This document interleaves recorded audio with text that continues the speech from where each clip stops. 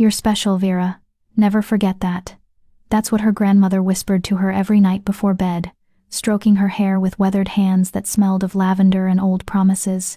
But when you're born an Omega in a world that worships alphas, when your own pack treats you like a defect that needs to be hidden away, you learn that special is just another word for broken. And Vera Ashwood would learn this truth the hardest way possible, alone in the dark woods, rejected by everyone she'd ever loved, waiting for death to find her beneath the stars. What she didn't know was that death would come with golden eyes and teeth like daggers. And it would change everything. Chapter 1.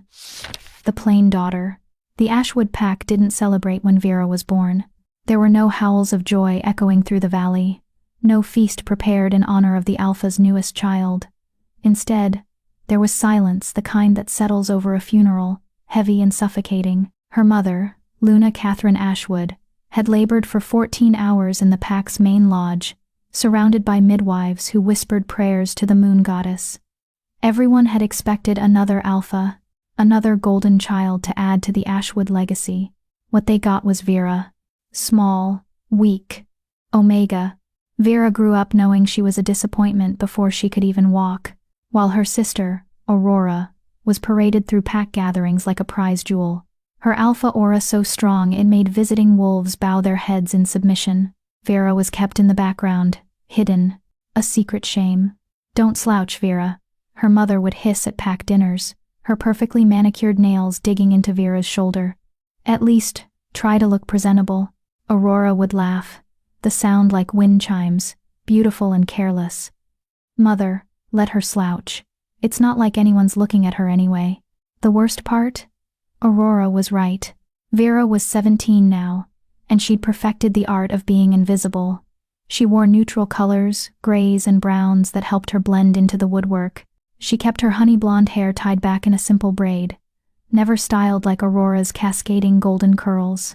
She'd learned to make herself small at gatherings, to occupy as little space as possible, to ensure her Omega scent, soft rain and wild chamomile, was always masked with scent blockers, because Omega scent attracted the wrong kind of attention. "You're lucky you're even allowed at these events," Aurora had told her once, applying crimson lipstick in the mirror they shared. Well, that Aurora had claimed. Vera was only allowed to use it when her sister wasn't around. "Father wanted to send you to the Omega quarters with the others. I convinced him to let you stay in the family wing. You should thank me." Vera never thanked her, because she knew the truth. Aurora kept her close not out of love, but to have a constant comparison. Next to Vera, Aurora shone even brighter. The Ashwood territory sprawled across the northern mountains, an expanse of pine forests and rocky peaks that had belonged to their bloodline for 7 generations. The pack lodge was built from ancient timber and stone, grand and imposing, with the Alpha's family quarters occupying the entire 3rd floor. Vera's room was the smallest, barely larger than a closet, tucked at the end of the hall near the servants' stairs. Aurora's suite was 4 times the size, with floor-to-ceiling windows overlooking the valley. "You don't need much space," her mother had said when Vera was 12, watching as servants moved her belongings to the smaller room. "It's not like you'll be inheriting anything. This is temporary until you're placed." The word every Omega feared. In the werewolf world, Omegas were commodities. They were married off to strengthen alliances, given to powerful Alphas as mates, whether they wanted it or not. They had no choice, no voice.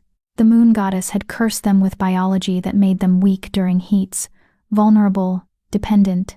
Vera had just experienced her first heat 6 months ago. It had been hell, 3 days of fever and pain and desperate need that made her want to claw her own skin off. She'd locked herself in her tiny room, biting down on her pillow to muffle the whimpers. No one checked on her. Not her mother, not Aurora, not even her father. When it was over, when she'd finally emerged pale and shaking, her father had summoned her to his study. Alpha Richard Ashwood was a mountain of a man, 6'5", broad-shouldered, with silver streaking through his dark hair. His presence was suffocating. When he looked at Vera, his steel-gray eyes held nothing but disappointment. "You're of age now," he'd said, not bothering with pleasantries. "I've received 3 offers for your hand, 2 from neighboring packs, 1 from the Crescent Valley pack down south. Vera's heart had dropped into her stomach. "Father, you don't speak unless I ask you a question." His voice was ice. "I'll be reviewing the offers over the next few months. Whichever alliance benefits the Ashwood pack most, that's where you'll go. Understood?" She'd nodded, throat tight. "You're dismissed." That was 2 months ago. Since then, Vera had lived in a state of constant dread, waiting for her father to make his decision, waiting to learn which stranger she'd be forced to spend the rest of her life with. But everything changed the night of the Harvest Moon Festival. The festival was the biggest event of the year, a celebration where all the packs in the northern region gathered to honor the moon goddess and strengthen bonds. This year, the Ashwood pack was hosting, which meant their lodge was filled with visiting alphas, betas, and even a few omegas from other territories. Vera had been assigned to serving duty. While Aurora wore a stunning emerald gown and mingled with visiting dignitaries, Vera wore a plain servant's dress and carried trays of drinks through the crowded Great Hall. "More wine," an alpha from the Riverside pack demanded, shoving his empty glass at her without even looking. "Yes, sir," Vera murmured, refilling it. She was near the kitchen doors when she heard Aurora's laugh ring out above the music. Vera glanced over and felt her chest tighten. Her sister was standing with Damon Blackthorn Alpha of the most powerful pack in the region. He was breathtakingly handsome, tall and lean with dark hair and sharp features that looked carved from marble. But it was his eyes that people talked about, ice blue, intense, capable of pinning you in place with a single glance. Aurora had been pursuing him for months. Everyone knew it. She wanted to be Luna of the Blackthorn pack, wanted the power and prestige that came with it. "She's going to get what she wants," another servant whispered beside Vera. "Look at him. He can't take his eyes off her." It was true. Damon was watching Aurora with an expression Vera couldn't quite read. Interest? Fascination? Pain lanced through Vera's chest, not jealousy exactly, but something worse. Longing. Not for Damon specifically, but for what Aurora had: choice, freedom, the ability to pursue what she wanted, rather than being sold off like livestock. "You." Vera jumped. An older beta woman was glaring at her. "Stop daydreaming and bring more appetizers to the high table. Now." "Yes, ma'am." Vera hurried toward the kitchens, head down, trying to be invisible. She was so focused on not being noticed that she didn't see the person stepping backward until it was too late. She crashed directly into them. The tray went flying. Glasses shattered. Wine splashed across expensive clothing. Vera's horror was absolute. She'd just spilled an entire tray of drinks on. "Watch where you're going." Aurora, her sister, stood there. Emerald dress now stained dark red with wine, her face contorted with rage. The entire hall had gone silent. Everyone was staring. "You clumsy, worthless." Aurora raised her hand. The slap cracked across Vera's face like a whip. Her head snapped to the side, cheek exploding with pain. "Aurora!" Their mother appeared, face pale. But she wasn't rushing to Vera's defense. She was looking at the gathered crowd, at the visiting dignitaries witnessing this humiliation. "Take this. Take her out of here. Now." 2 servants grabbed Vera's arms, hauling her toward the side exit. Through blurry vision, she caught one last glimpse of the hall. Aurora was being comforted by several alphas. Their mother was apologizing profusely to Damon Blackthorn, and her father. Her father was looking at Vera with pure disgust. She'd embarrassed the pack. In front of everyone, Vera knew she just knew that she'd crossed a line she could never come back from. Chapter 2. The punishment. They threw Vera into her room like she was garbage. She hit the floor hard, palms scraping against the rough wooden boards. The door slammed shut behind her, followed by the distinct click of a lock turning. They'd locked her in. Like a prisoner. Vera pushed herself up slowly, her cheek still throbbing from Aurora's slap. Her hands were shaking. Her chest felt too tight, like something was crushing her ribs from the inside. She'd ruined everything. The festival was supposed to showcase the Ashwood pack's strength, their hospitality, their prestige. Instead, Vera had made them look incompetent, careless, weak. She sank onto her narrow bed, pulling her knees to her chest. The sounds of the festival continued below, music and laughter filtering up through the floorboards. Life going on as if she didn't exist. As if she'd never existed at all. Hours passed. The music eventually faded. Footsteps echoed through the halls as guests retired to their rooms. Vera sat in the darkness, waiting. She knew her father would come. He always did when she'd disappointed him. The lock clicked open just after midnight. Alpha Richard Ashwood filled the doorway, his massive frame backlit by the hallway torches.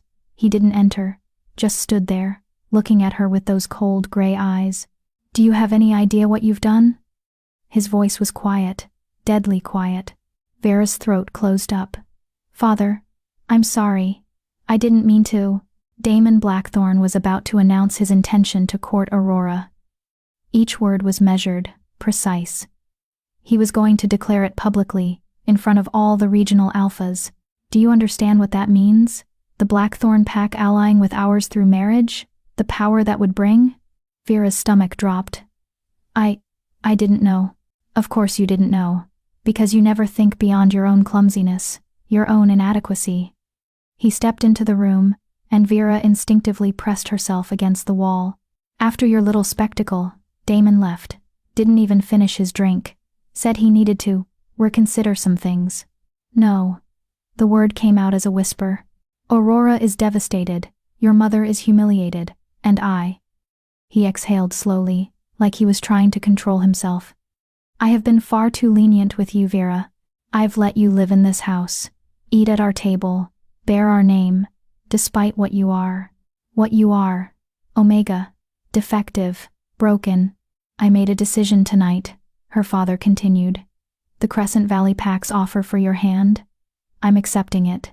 Alpha Garrett's son needs a mate, and you'll be leaving with their delegation in the morning. The room spun. In the morning? Father, please. You should be grateful. Garrett is being extraordinarily generous, considering his son is damaged. A training accident left him scarred, partially blind. No respectable Omega wants him. Richard's smile was cruel. But you're not respectable, are you? You're a stain on this family, and now you'll be someone else's problem. Tears burned Vera's eyes, but she refused to let them fall, refused to give him the satisfaction. You'll be ready at dawn. Pack only what you can carry. Everything else stays here. He turned to leave, then paused. Oh, and Vera? Don't bother saying goodbye to anyone. No one wants to see you. The door closed. The lock clicked. Vera sat frozen for a long moment, her father's words echoing in her skull. Tomorrow. Dawn. Gone. She was being shipped off to marry a stranger, someone even other Omegas rejected. She'd be trapped in an unfamiliar pack, bound to a man she'd never met, forced to produce heirs and play the dutiful mate for the rest of her life. Unless, the thought came slowly, dangerously, unless she ran. Vera stood up, her decision crystallizing with sudden clarity. She couldn't do this, couldn't let them sell her off, couldn't spend her life as someone's unwanted burden. If she was going to be broken and worthless anyway, she might as well be broken and worthless on her own terms. She moved quickly, quietly. Her room had a window small, but she was smaller. She pulled out a canvas bag from under her bed and started packing. Spare clothes, a water canteen, matches, a hunting knife her grandmother had given her years ago. Not much, but it would have to be enough. The lodge was silent now. Everyone asleep after the festival. Vera cracked open her window, wincing at the slight creak. Cold night air rushed in, carrying the scent of pine and distant rain. 3 stories up. Too high to jump safely. But there was a drain pipe running down the side of the building, just a few feet to the left. If she could reach it. Vera climbed onto the windowsill, bag slung across her back. Don't look down. Just don't look down. She stretched out her arm, fingers grasping for the pipe. Almost. Got it. She swung her body weight over, feet scrambling for purchase against the stone wall. The pipe groaned under her weight, but held. Vera began climbing down, inch by inch, her heart hammering so hard she thought it might burst from her chest. Halfway down, her foot slipped. She bit back a scream as she slid several feet, the rough metal scraping her palms raw, but she managed to catch herself, clinging desperately to the pipe. Breathe. Just breathe. Finally, her feet touched ground. Vera dropped into a crouch, scanning the darkness. The main lodge was behind her, windows dark. The pack borders were to the east, guarded by patrol wolves who ran the perimeter every night. She couldn't go that way, which meant she had to go deeper into the mountains, into the unclaimed territories, into the wild lands where rogues and worse things hunted. It was suicide. Everyone knew that. The deep mountains were dangerous, full of predators, treacherous terrain, and packs of wild wolves that answered to no alpha. Werewolves didn't venture there unless they had a death wish, but Vera was out of options. She ran. The forest swallowed her within minutes, trees closing in like prison bars. Vera didn't have a plan beyond away from the lodge, away from her family, away from the life that had been chosen for her. Her Omega wolf whimpered inside her mind, frightened and confused, but Vera pushed the feeling down. She ran until her lungs burned and her legs screamed. Ran until the lodge was far behind and the forest grew darker, wilder. Ran until she couldn't run anymore. When she finally collapsed, she was somewhere deep in the mountains. Somewhere she didn't recognize. Vera leaned against a tree, gasping for air. Her hands were bleeding from the drain pipe, her cheeks still swollen from Aurora's slap. She was alone in the wilderness with barely any supplies, and she'd never felt more free in her entire life. The thought made her laugh, a slightly hysterical sound that echoed through the trees. Free. She was free, even if that freedom killed her. Vera found a small clearing and decided to make camp. She couldn't keep running blindly through the dark. She'd break an ankle or walk off a cliff. Better to rest until dawn, then figure out her next move. She gathered fallen branches and managed to start a small fire with shaking hands. The flames pushed back the darkness, creating a tiny bubble of warmth and light. Vera sat beside it, pulling her jacket tighter. The night was full of sounds, rustling leaves, distant bird calls, the whisper of wind through branches, and underneath it all, something else. Something that made her wolf perk up nervously. Footsteps. No paw steps. Vera's blood turned to ice. She stood slowly, the hunting knife suddenly in her hand. The fire crackled beside her, casting dancing shadows. And then she saw them. Eyes. Dozens of glowing eyes, circling her clearing in the darkness. Wolves. Not werewolves, these were pure wolf. Wild. Massive. Their shoulders stood as high as her waist, their teeth gleaming white in the firelight. There were so many of them, forming a perfect circle around her camp. Vera's knife felt pathetically small in her hand. The wolves didn't attack, they just watched. Waiting. And then the circle parted. Something was moving through the pack, something larger than the others. Vera's breath caught as it stepped into the firelight. A wolf the size of a small horse, its fur so black it seemed to absorb the light around it. But its eyes were gold. Bright, intelligent gold that seemed to see straight through her. This wasn't a regular wolf. This was an alpha. The creature regarded her with those unsettling golden eyes, head tilted slightly, assessing, judging. Vera knew she should run, should shift and try to fight, should do something, but she couldn't move, could barely breathe. The massive black wolf took another step closer, then another. It was close enough now that Vera could feel the heat radiating from its body, could see the rise and fall of its powerful chest. Close enough to kill her with one swipe of its enormous paws. The wolf lowered its head and sniffed her. Vera stood perfectly still, every instinct screaming at her to flee. But there was nowhere to go. The pack still surrounded her, cutting off every escape route. The black wolf's nose traveled from her feet up to her face, taking in her scent. Then it did something that made Vera's heart stop. It pressed its massive head against her chest. Gently. Almost. Affectionately. What? The other wolves began to move. Not attacking, approaching. They pressed in close, surrounding Vera in a circle of fur and muscle and heat. Not threatening. Protective. The black wolf pulled back and looked at her again with those gold eyes. And Vera could have sworn she saw recognition there. Understanding, like it knew exactly what she was running from. The wolf turned and walked back toward the tree line, but it paused, looking over its shoulder at her, waiting. "Come with us," it seemed to say. "You're safe here." Vera's logical mind told her this was insane. Following a pack of wild wolves deeper into the mountains? That was a fairy tale way to die. But her wolf, her omega wolf that had been silent and suppressed her whole life, was practically purring. "Pack," it whispered. "This is Pack." The black wolf waited. And Vera, with nothing left to lose and nowhere else to go, made a choice. She followed. Chapter 3: The Wild Pack.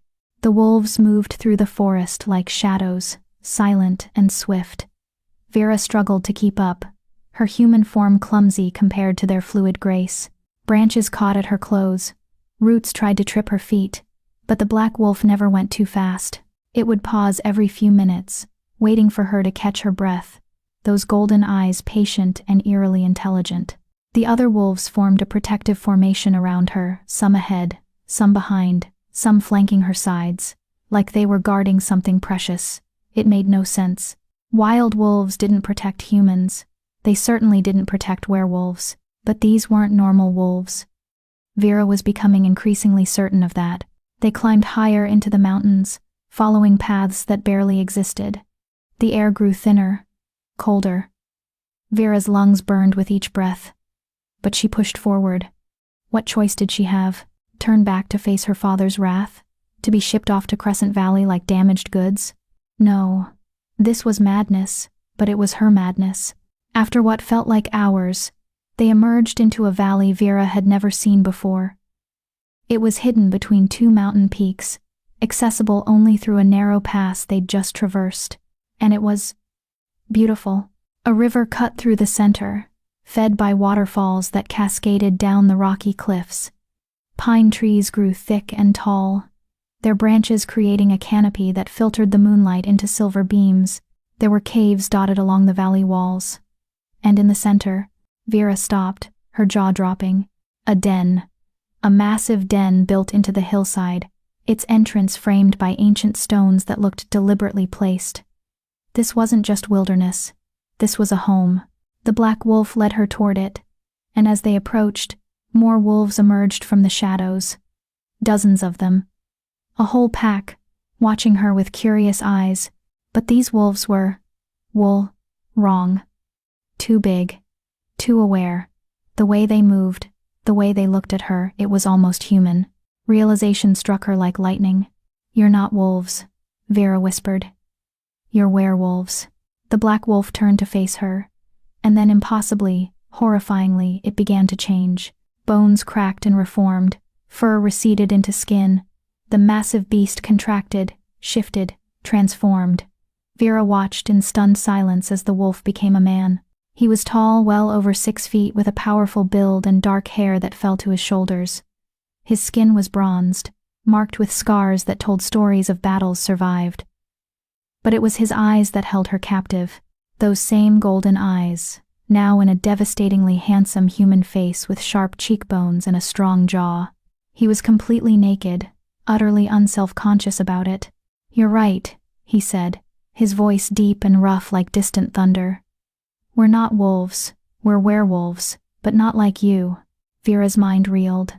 Not like, what does that mean? It means we don't belong to any pack. We don't follow alpha hierarchies or pack politics. We're ferals. He said the word like it was something to be proud of. Wolves who rejected the system and chose to live wild. Ferals. Vera had heard of them, cautionary tales told to young pups about werewolves who gave in to their animal nature completely, who abandoned civilization and became monsters. They were supposed to be mindless, violent, dangerous. But this man, this feral alpha, was looking at her with perfect clarity. And something that almost looked like kindness. "My name is Kieran," he continued. "I'm the alpha of this pack. And you're in our territory. I'm sorry. I didn't mean to." Vera started backing up. "I'll leave. I'll go. Peace, little Omega." Kieran raised his hand, a calming gesture. "I'm not threatening you. I'm offering you sanctuary." Vera froze. "What?" "I could smell your fear from miles away. Terror and desperation, the scent of someone running from something worse than death. His golden eyes studied her face, taking in the bruise on her cheek, the raw scrapes on her palms. You're pack-born, well-bred, from the smell of you. But you ran. Why? The question was gentle, but Vera felt tears prick her eyes anyway. Because they were going to sell me, trade me off to strengthen an alliance, and I couldn't. I couldn't be someone's bargaining chip anymore. Kieran's expression darkened. The pack system, he said with disgust. Treating people like property. This is why we left. We? Vera looked around at the other wolves, some still in animal form, others shifting back to human. Men and women, young and old, all watching her with varying degrees of curiosity. All of us. Kieran gestured to his pack. Every wolf here was rejected by the pack system. Too weak, too damaged, too rebellious. The unwanted ones. His smile was sharp. We found each other and built something better. A woman approached, lean and athletic, with short silver hair and striking amber eyes. She was naked too, freshly shifted, but carried herself with the same unself-conscious confidence as Kieran. Another stray, Kieran. Her voice was wry but not unkind. This is Sage, Kieran introduced. My second. Sage, this is Vera, she supplied quietly. Vera Ashwood. Sage's eyebrows shot up. Ashwood? As in the Northern Ashwood Pack? Vera nodded, bracing for judgment, but Sage just laughed, a bright, startling sound. Oh, I bet Richard is losing his mind right now. His precious bloodline, running off into the wilderness. She grinned at Vera. I like you already. You know my father? Know of him, Sage corrected. I was from the Riverside Pack originally. Left 3 years ago, when my alpha tried to force me into a mating with his brother. Killed the brother when he tried to claim me anyway. She said it matter-of-factly, like discussing the weather. Been feral ever since. Best decision I ever made. Vera stared at her. This woman had killed an alpha and lived, had chosen freedom over submission and survived. It seemed impossible. You're safe here, Kieran said, drawing Vera's attention back to him. No one will force you into anything. No one will hurt you. You can stay as long as you need to decide what you want to do next. I don't understand, Vera said slowly. Why are you helping me? You don't know me. Kieran's expression softened. Because I was you once. 14 years ago, I was a young alpha in the Shadowpine Pack. My father wanted me to challenge our alpha for dominance. Said it was my destiny, my birthright. But I didn't want to kill someone just to prove I was stronger. So I refused. He looked away, toward the dark forest beyond. My father disowned me, called me weak, unworthy of the alpha name. So I left, came to these mountains to die, honestly. What changed? Vera asked. I found others like me, wolves who didn't fit the mold. We formed our own pack, one built on choice instead of hierarchy, on freedom instead of obligation. He met her eyes again. We've been here ever since, taking in strays who need shelter from the storm. Vera's throat tightened. All her life, she'd been taught that pack was everything, that the hierarchy was natural, ordained by the moon goddess herself. Alphas ruled, betas served, omegas submitted. That was the order of things. But here was an entire pack that had rejected that order. And they seemed happy. I can't shift, Vera blurted out suddenly. She didn't know why she said it, maybe because these people were being so kind, and she needed them to know the truth before they wasted their compassion on her. I mean, I can, but I'm weak. My wolf is small and pathetic. I'm Omega. I'm valuable, Kieran interrupted firmly. Omegas are valuable, Vera, not because of what the packs say, breeding stock and alliance tools, but because Omega energy is what holds a pack together. It's the glue, the heart. Without Omegas, alphas tear each other apart, fighting for dominance. Sage nodded. We have 2 other Omegas in the pack. Both of them chose to be here. Both of them are cherished. She smiled. You'll meet them tomorrow. Right now, you look dead on your feet. Vera realized she was swaying slightly, exhaustion finally catching up with adrenaline. When was the last time she'd slept? Actually slept, not just laid awake worrying. Come, Kieran said gently. We'll get you settled." He led her into the den, and Vera was shocked to find it warm and well-maintained inside. Furs lined the floors and walls, creating insulation. There were separate chambers branching off from the main cavern, each one clearly someone's personal space. Torches burned in brackets, casting flickering light. It was primitive, compared to the Ashwood Lodge, but it was cozy, lived in, like a real home. Kieran showed her to a small chamber near the back. This was empty. "You can use it as long as you're here." He paused. "We don't have much in the way of human things. Most of us prefer being in wolf form, but Sage can probably find you some clothes that fit. There's a hot spring about 100 yards north if you want to wash up." Vera looked at the small space, at the pile of furs that would serve as a bed, at the natural shelf carved into the rock wall. It was sparse, basic. It was more than anyone in the Ashwood pack had ever offered her. "Thank you," she whispered, her voice cracking. I don't know how to repay." "You don't repay kindness," Kieran said simply. "That's the first rule of this pack. We take care of each other because that's what family does. No debts, no obligations, just care." He left her alone then, pulling a leather curtain across the entrance to give her privacy. Vera stood in the small chamber, her bag still slung over her shoulder, and felt something break open inside her chest. It was like a dam bursting, all the fear and pain and loneliness she'd been holding back for 17 years suddenly flooding out. She sank onto the furs and wept. But these weren't tears of despair, they were tears of relief, because for the first time in her life, someone had looked at her, at broken, worthless, Omega Vera, and said, "You're valuable, you're safe, you belong," and she'd believed them. Vera woke to sunlight streaming through a crack in the rock wall. For a moment, she was disoriented. This wasn't her tiny room in the Ashwood Lodge. The scent was all wrong, earthy and wild instead of polish and perfume. Then memory crashed back. The festival. Aurora's slap. Her father's ultimatum. The escape. The wolves. Vera sat up slowly, wincing at the ache in her muscles. Every part of her body hurt. Her palms were scabbed over from the drainpipe. Her legs screamed from all the running. Her face throbbed where her sister had struck her. But she was alive. She was free. Voices echoed from the main cavern, laughter and conversation. The sounds of people waking up and starting their day. Vera stood and peeked around the leather curtain. The den was bustling with activity. Wolves in various states of dress were moving around, some fully clothed in rough-hewn leather and furs, others completely naked and unbothered. A fire burned in a pit at the center, and someone was cooking what smelled like freshly caught fish. Vera's stomach growled loudly. "You're awake."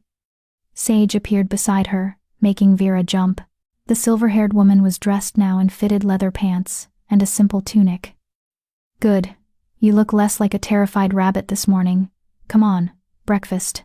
She didn't wait for Vera to respond, just grabbed her arm and pulled her into the main cavern. Wolves looked up as they passed, offering nods and curious smiles. No one stared at the bruise on her face. No one whispered behind their hands about her Omega scent. They just accepted her presence. Sage led her to the fire where a young man was expertly filleting fish. He had warm brown skin and kind eyes, his dark hair pulled back in a bun. "This is River," Sage introduced. "He's one of our Omegas. River, meet Vera." River looked up and smiled, a genuine, warm smile that reached his eyes. "Welcome. Here, you must be starving." He handed her a piece of cooked fish on a flat stone that served as a plate. Vera took it hesitantly. "Thank you." River was from the Eastern Coastal Pack, Sage explained, sitting cross-legged by the fire. Left when his alpha tried to mate him to a visiting dignitary without his consent. "Didn't just try," River corrected cheerfully.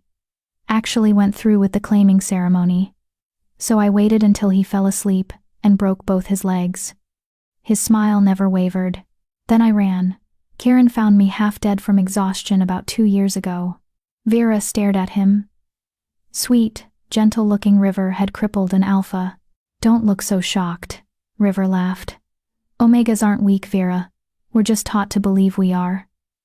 "There's a difference." Before Vera could respond, another voice called out, "Fresh meat incoming." A group of wolves entered the den, carrying a deer carcass between them. They were laughing, covered in dirt and blood, clearly energized from the hunt. Kieran was among them, and he caught Vera's eye across the cavern. He inclined his head slightly, a greeting, an acknowledgement. Vera felt her cheeks flush and quickly looked away. What was wrong with her? She'd just escaped one pack. She shouldn't be feeling whatever this fluttering sensation was. He's single, you know, Sage said quietly beside her, amusement in her voice. I wasn't. Relax, I'm teasing. Sage bumped her shoulder. But for the record, Kieran is a good male. The best I've ever known, actually. He'd never take advantage. Vera nodded, not trusting herself to speak. The morning passed in a blur of new experiences. River showed her the hot spring where she could bathe. Sage found her clothes that actually fit, soft leather pants and a wool tunic that was warm without being restrictive. Another pack member, an older beta woman named Frost, taught her how to properly gut and clean a fish. Everyone treated her like she was already part of the pack, like she'd always belonged. It was disconcerting and wonderful and terrifying all at once. By midday, Vera found herself sitting on a rock, outcropping overlooking the valley, just breathing. Processing. The sun was warm on her face, the breeze carried the scent of pine and wildflowers, and for the first time in years, she felt her shoulders relax. Mind if I join you? Kieran climbed up beside her, settling on the rock with easy grace. He'd cleaned up from the hunt, and was wearing dark leather pants and a loose shirt. His long hair was still damp. It's your territory, Vera said. I should be asking you that. This isn't about territory, it's about respect. Kieran looked out over the valley. How are you holding up? Vera considered lying, but something about those golden eyes made her want to be honest. I don't know. Part of me keeps waiting to wake up, or for someone to tell me this is all a trick. It's not a trick. I know. Logically, I know that. But I've spent my whole life being told I'm worthless, that omegas are weak and need to be protected and controlled. And now you're all saying the opposite, and You don't know who to believe, Kieran finished. Vera nodded. Believe your instincts, Kieran said. Your wolf knows the truth. She knows when she's being respected versus controlled. Listen to her. Vera closed her eyes, reaching for that part of herself she usually kept buried. Her wolf stirred, lazy and content in a way she'd never felt before. Safe, her wolf murmured. This is safe. This is right. My pack will be looking for me, Vera said, opening her eyes. My father won't let me go without consequences. He'll send trackers. Let them come. Kieran's voice was hard. This valley is warded by magic older than the pack system. Your father's trackers won't be able to find it unless we want them to. You're under my protection now, Vera. No one takes wolves from my pack against their will. The certainty in his voice made something warm unfurl in Vera's chest. Protection. Real protection. Not the conditional kind that came with endless strings attached. Why are you doing this? She asked. Really? You could have just let me pass through, sent me on my way. Kieran was quiet for a long moment. Then, because I remember what it feels like to have nowhere to go, to be rejected by the people who were supposed to love you unconditionally. I swore when I formed this pack that I'd never turn away someone who needed sanctuary. He looked at her. You needed sanctuary, Vera. So I gave it. Simple as that. It wasn't simple. Nothing about this was simple. But sitting here in the sunshine with this feral alpha who'd offered her safety without demanding anything in return, Vera felt something shift inside her. Hope. Fragile and tentative, but real. Maybe, just maybe, there was a life beyond the one she'd been born into. Maybe she could actually be free. Chapter 4. Learning to be wild. The days blurred together in a way that should have been disorienting but somehow felt natural. Vera fell into the rhythm of the feral pack like she'd always belonged there, waking with the sunrise, helping with daily tasks, learning skills she'd never been taught in the Ashwood Lodge. It had been a week since she'd arrived, and already the Ashwood pack felt like a distant nightmare. You're gripping too tight, Sage said, adjusting Vera's fingers on the bow. Archery is about letting go, not holding on. They were in a clearing about half a mile from the den, practicing. Sage had insisted that every member of the pack needed to know how to hunt and defend themselves, regardless of designation. Omegas don't fight in my old pack, Vera said, focusing on the target, a crude circle carved into a tree trunk 50 feet away. That's because your old pack was run by idiots. Sage stepped back. Now breathe out and release. Vera exhaled slowly and let the arrow fly. It wobbled through the air and struck the tree, not the target, but at least she'd hit something. Better. Sage clapped her on the shoulder. Last week you couldn't even draw the bowstring. Progress. Pride bloomed warm in Vera's chest. Such a small thing hitting a tree with an arrow, but it felt monumental, like proof that she was capable of more than she'd been told. Again, Sage instructed, handing her another arrow. They practiced until Vera's arms trembled with exhaustion, but she didn't complain. Each arrow that flew felt like shedding another piece of the helpless Omega she'd been raised to be. When they returned to the den, River was teaching a group of younger wolves how to identify medicinal herbs. He waved Vera over enthusiastically. Perfect timing. I need someone to test my new salve. He held up a clay pot filled with green paste. It's for healing bruises and inflammation. That mark on your face is fading, but this should help it along. Vera touched her cheek self-consciously. The bruise from Aurora's slap had yellowed at the edges, but it was still visible. A reminder of who she'd been. What she'd escaped. River dipped his fingers in the salve and gently applied it to her face. His touch was careful, professional. There. Should take the last of the swelling down by tomorrow. Thank you, Vera said softly. You didn't have to. Yes, I did. River's warm eyes met hers. We take care of our own here. That includes you. Our own. The words settled over Vera like a blanket. She was part of something now. Not just tolerated, but wanted. River. One of the younger wolves, a beta boy who couldn't be older than 16, spoke up nervously. Can Omegas really be healers? My old pack said Omegas were only good for breeding and looking pretty? River finished with a wry smile. The boy nodded, embarrassed. That's what they want you to believe. But Omegas have always been healers, caregivers, the heart of the pack. We're naturally attuned to others' pain, which makes us excellent at treating it. The pack system just twisted that gift into a weakness. He turned to address all the young wolves. Every designation has strengths. Alphas are natural leaders and protectors. Betas are adaptable and stable. Omegas are empathetic and nurturing. But those are tendencies, not limitations. An alpha can be a healer. A beta can be a leader. An omega can be a warrior. He glanced at Vera with a knowing smile. Never let anyone tell you what you can't do based on what you were born as. The young wolves nodded, absorbing this lesson. Vera felt her throat tighten with emotion. This was what pack should have been all along.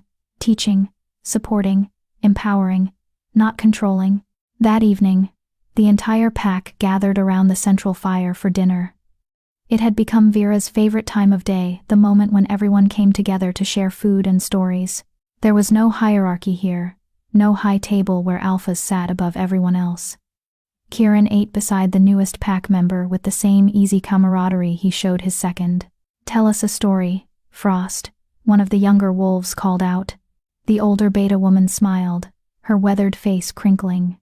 All right, let me tell you about the moon goddess and the first wolf. Vera listened, mesmerized, as Frost wove a tale she'd never heard before, a version of their origin story, where the moon goddess didn't create hierarchies or designations. In this telling, she created wolves to be free, wild, and equal. It was humans who'd later corrupted the gift with their need for order and control. Is that true? Vera whispered to Sage, who sat beside her. Sage shrugged. Who knows? The pack system has been around so long, everyone's forgotten what came before. But I like Frost's version better. Makes more sense that we'd twist a blessing into chains ourselves.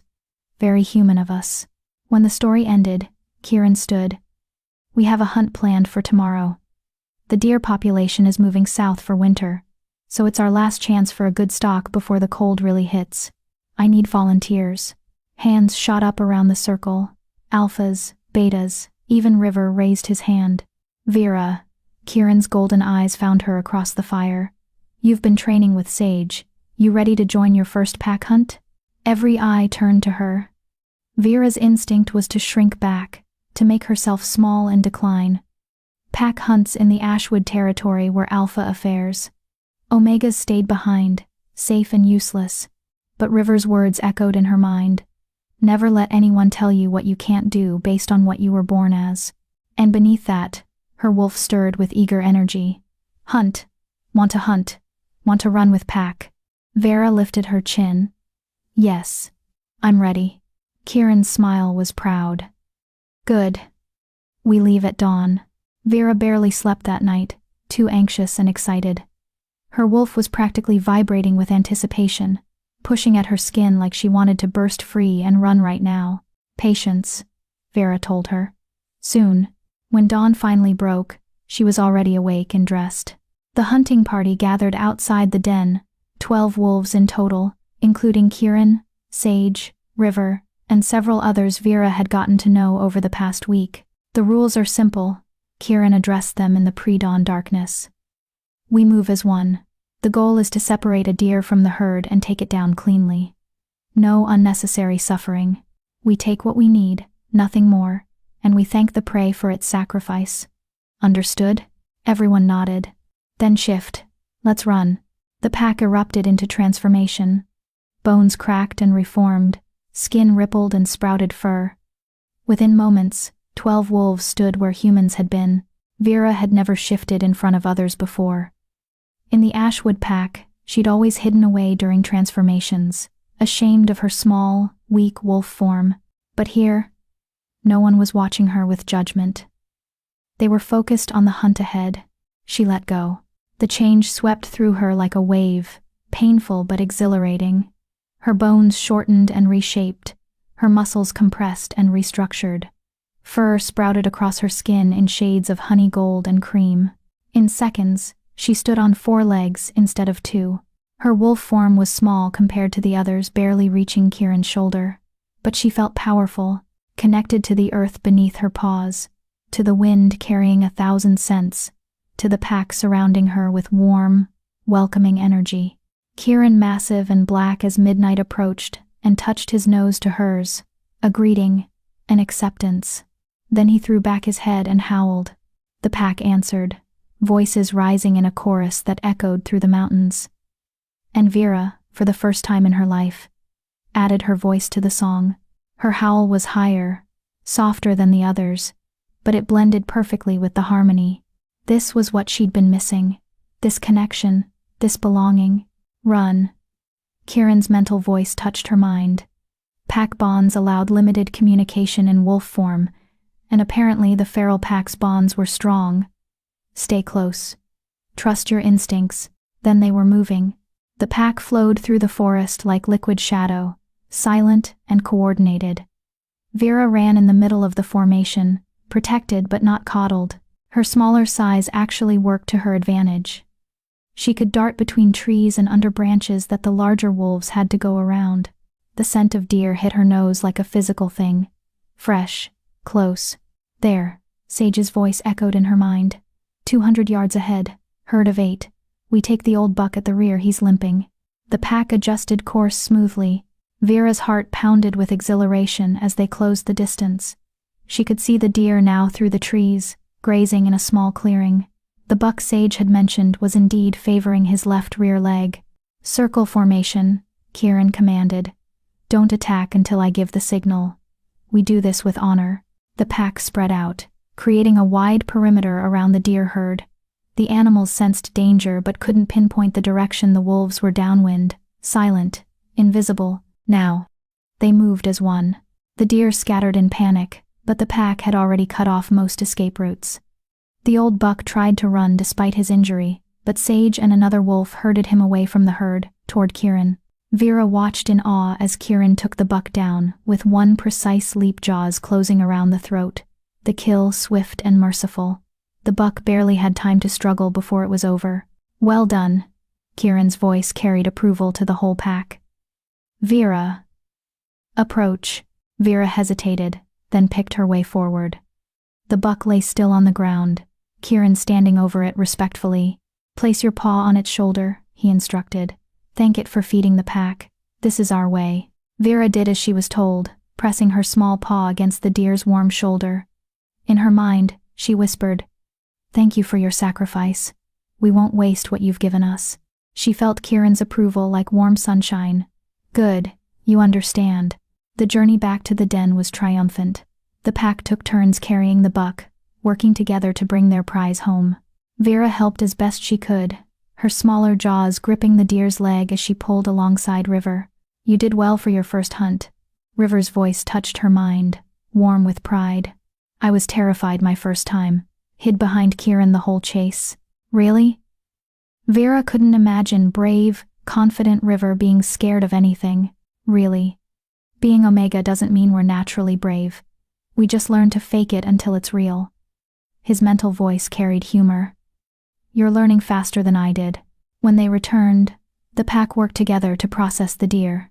Kieran showed Vera how to properly butcher the meat, which parts were best for immediate cooking versus preservation. Nothing was wasted. The hide would be cured for clothing, the bones used for tools, even the organs carefully harvested. "This is respect," Kieran explained as they worked. His hands were bloodied but gentle. "Taking a life to sustain our own is necessary, but we honor the sacrifice. We use everything, waste nothing, and we're grateful." It was so different from the Ashwood pack, where hunting was sport, where alphas would kill for the thrill and leave carcasses to rot as displays of dominance. "You're thinking about your old pack," Kieran observed, reading her expression. Vera nodded. "They never taught me any of this. I wasn't allowed on hunts. Wasn't allowed to learn butchering or tracking or any survival skills.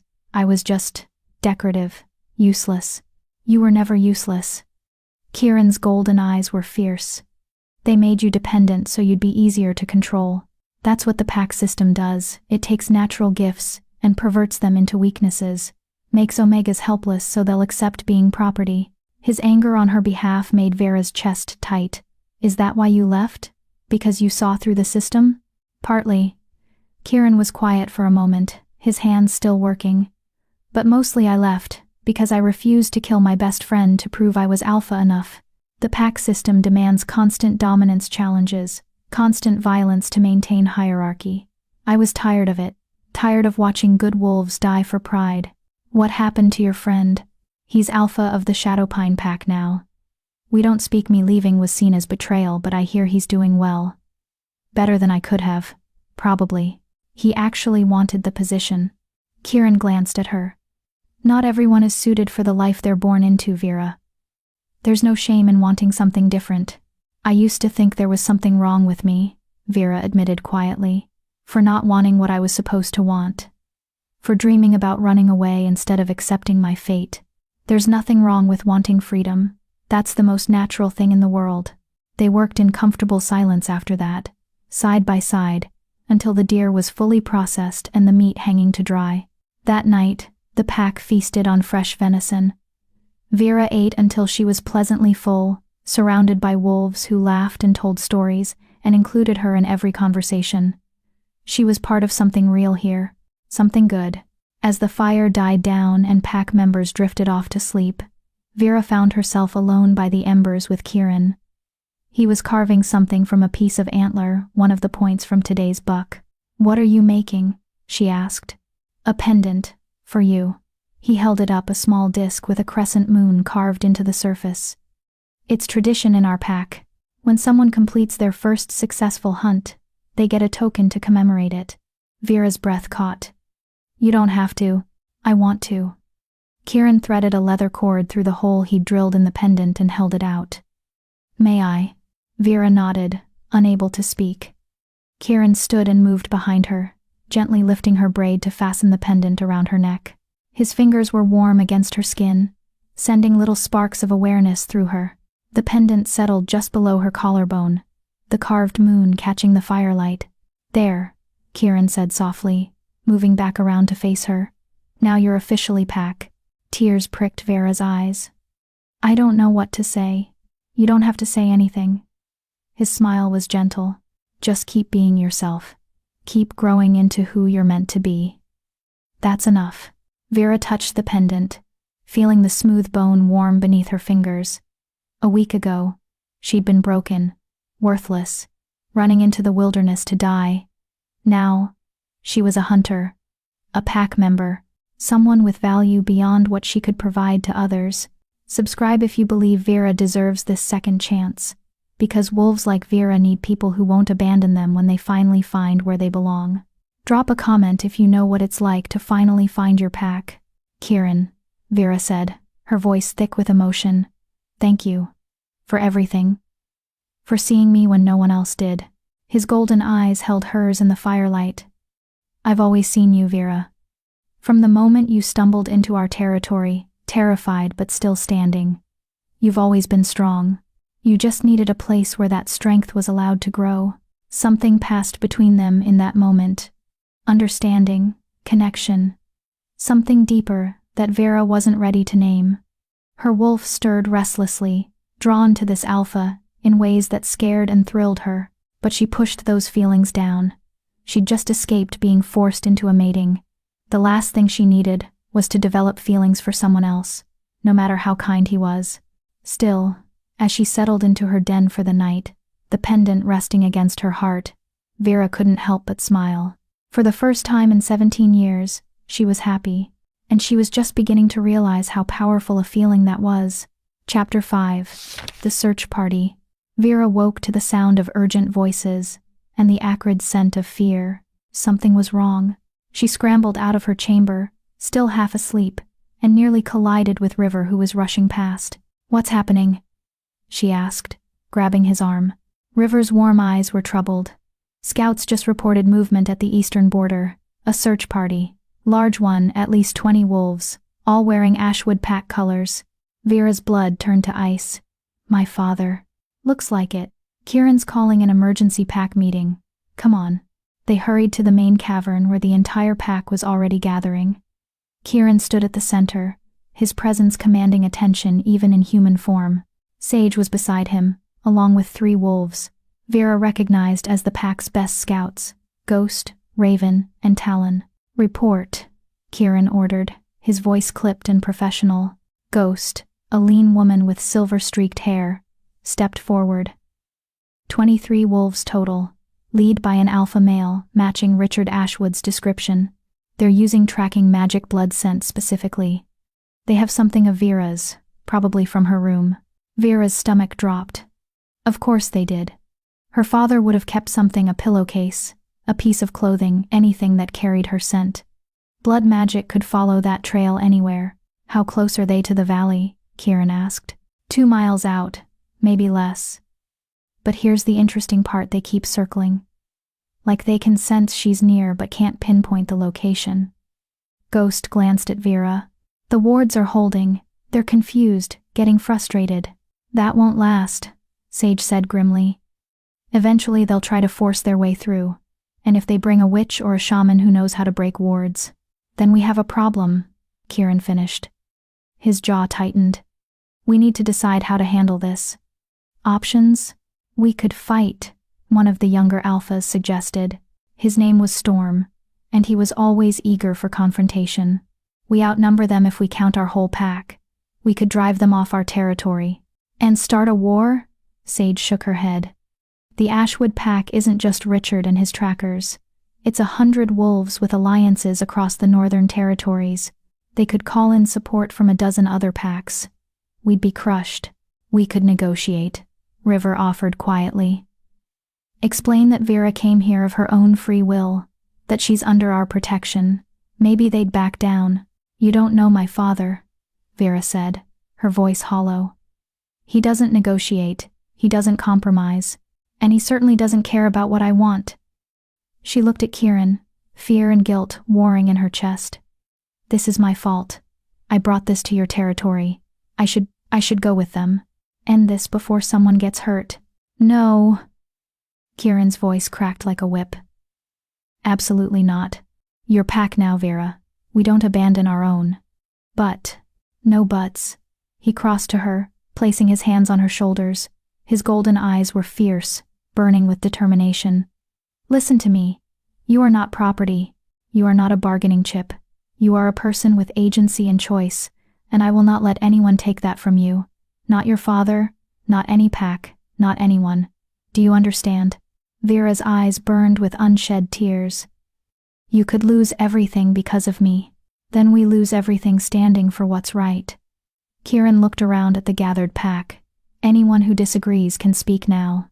But know this, if we give up Vera to appease her father, we're no better than the pack system we rejected. We become cowards who only protect the people who are convenient. Silence stretched through the cavern. Then Sage stepped forward. I stand with Vera. As do I, River added immediately. And I, Frost called out. One by one, every member of the pack voiced their support. Even Storm, who'd suggested fighting, nodded firmly. She's pack.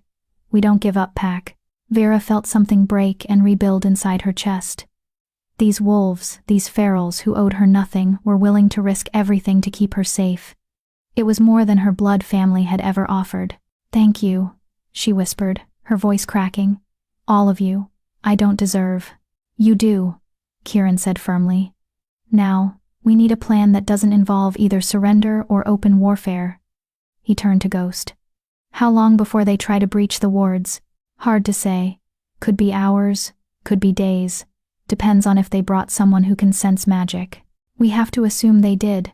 Richard Ashwood didn't become alpha by being unprepared. Kieran paced, his tactical mind clearly working. Sage, take a team and reinforce the wards. See if we can strengthen them, make them even harder to track. On it, Sage said, already gesturing to several pack members. Ghost, Raven, Talon, keep eyes on the search party. I want to know if they bring in reinforcements or if anyone tries to break the wards. Report any changes immediately. The scouts nodded and disappeared. Everyone else, prepare for the possibility of a siege. Stock up on supplies, secure the den, make sure the young ones know where to hide if things go bad. Kieran's voice was steady, controlled. A true alpha taking care of his pack. We don't panic, we don't provoke, but we also don't surrender. Clear? Clear, the pack echoed. As everyone dispersed to their tasks, Vera stood frozen in place. This was really happening. Her father had come for her, and he wasn't going to leave without answers. Vera. Kieran touched her elbow gently. Come with me. He led her out of the den and up to the rock outcropping where they'd talked days before. The sun was just rising, painting the valley in shades of gold and pink. It was beautiful and peaceful, a stark contrast to the storm gathering at their borders. You're blaming yourself, Kieran said. It wasn't a question. Shouldn't I? If I'd just accepted my fate, if I'd gone to Crescent Valley like my father wanted, none of this would be happening, and you'd be miserable, trapped, slowly dying inside while pretending to smile. Kieran turned to face her fully. Vera, listen to me. What your father did, what the entire pack system does, is wrong. Forcing people into matings they don't want, treating designations like they determine worth, using fear and obligation to maintain control, all of it is wrong. You running was the bravest thing you could have done. It doesn't feel brave, it feels selfish. Choosing yourself isn't selfish, it's survival. His voice softened. I know you're scared. I know you feel guilty, but you have to understand, this confrontation was always going to happen. The pack system and wolves like us, we're fundamentally opposed. We represent everything they fear: freedom, choice, rejection of their authority. Eventually, they were always going to try to bring us to heel. So, I'm just the excuse they needed? You're the catalyst, maybe, but not the cause. Kieran looked out over the valley. I've been expecting something like this for years. We've taken in dozens of runaways, helped countless wolves escape bad situations. The established packs have tolerated us because we stay hidden, stay out of their politics. But we were always going to cross a line eventually. I just wish it wasn't my line, Vera said quietly. I don't. When she looked at him in surprise, Kieran smiled slightly. Because if it wasn't you, it would have been someone else. And I'm glad I get to fight for you specifically. You deserve to be fought for. The sincerity in his voice made Vera's chest ache. How did he do that? Make her feel valuable with just a few words, when 17 years of her life had taught her she was worthless. What if they breach the wards? She asked. What if they get through? Then we deal with it, together. Kieran's golden eyes held hers. But Vera, I need you to promise me something.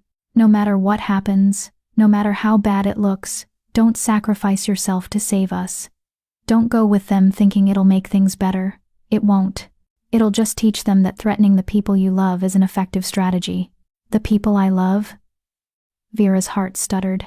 Your pack, Kieran clarified, though something in his expression made her wonder if he meant something more. Promise me, Vera, you won't give up. Vera thought about her grandmother's words, whispered so long ago. You're special, Vera. Never forget that.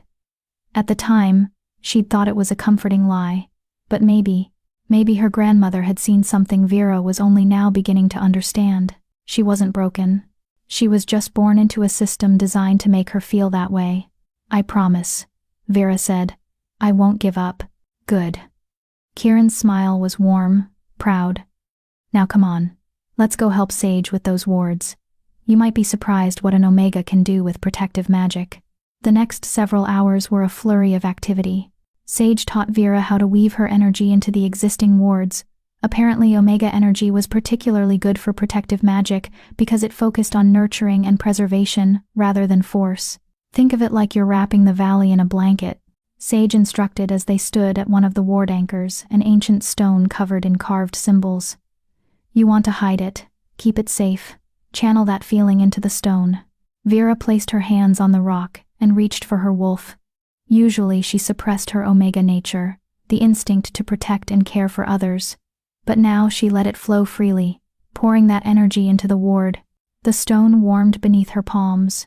The carved symbols began to glow with soft golden light. Yes, Sage laughed. Moon's mercy, you're a natural. The ward is strengthening, I can feel it. They moved from anchor to anchor, Vera adding her energy to each one. By the time they finished, she was exhausted but satisfied.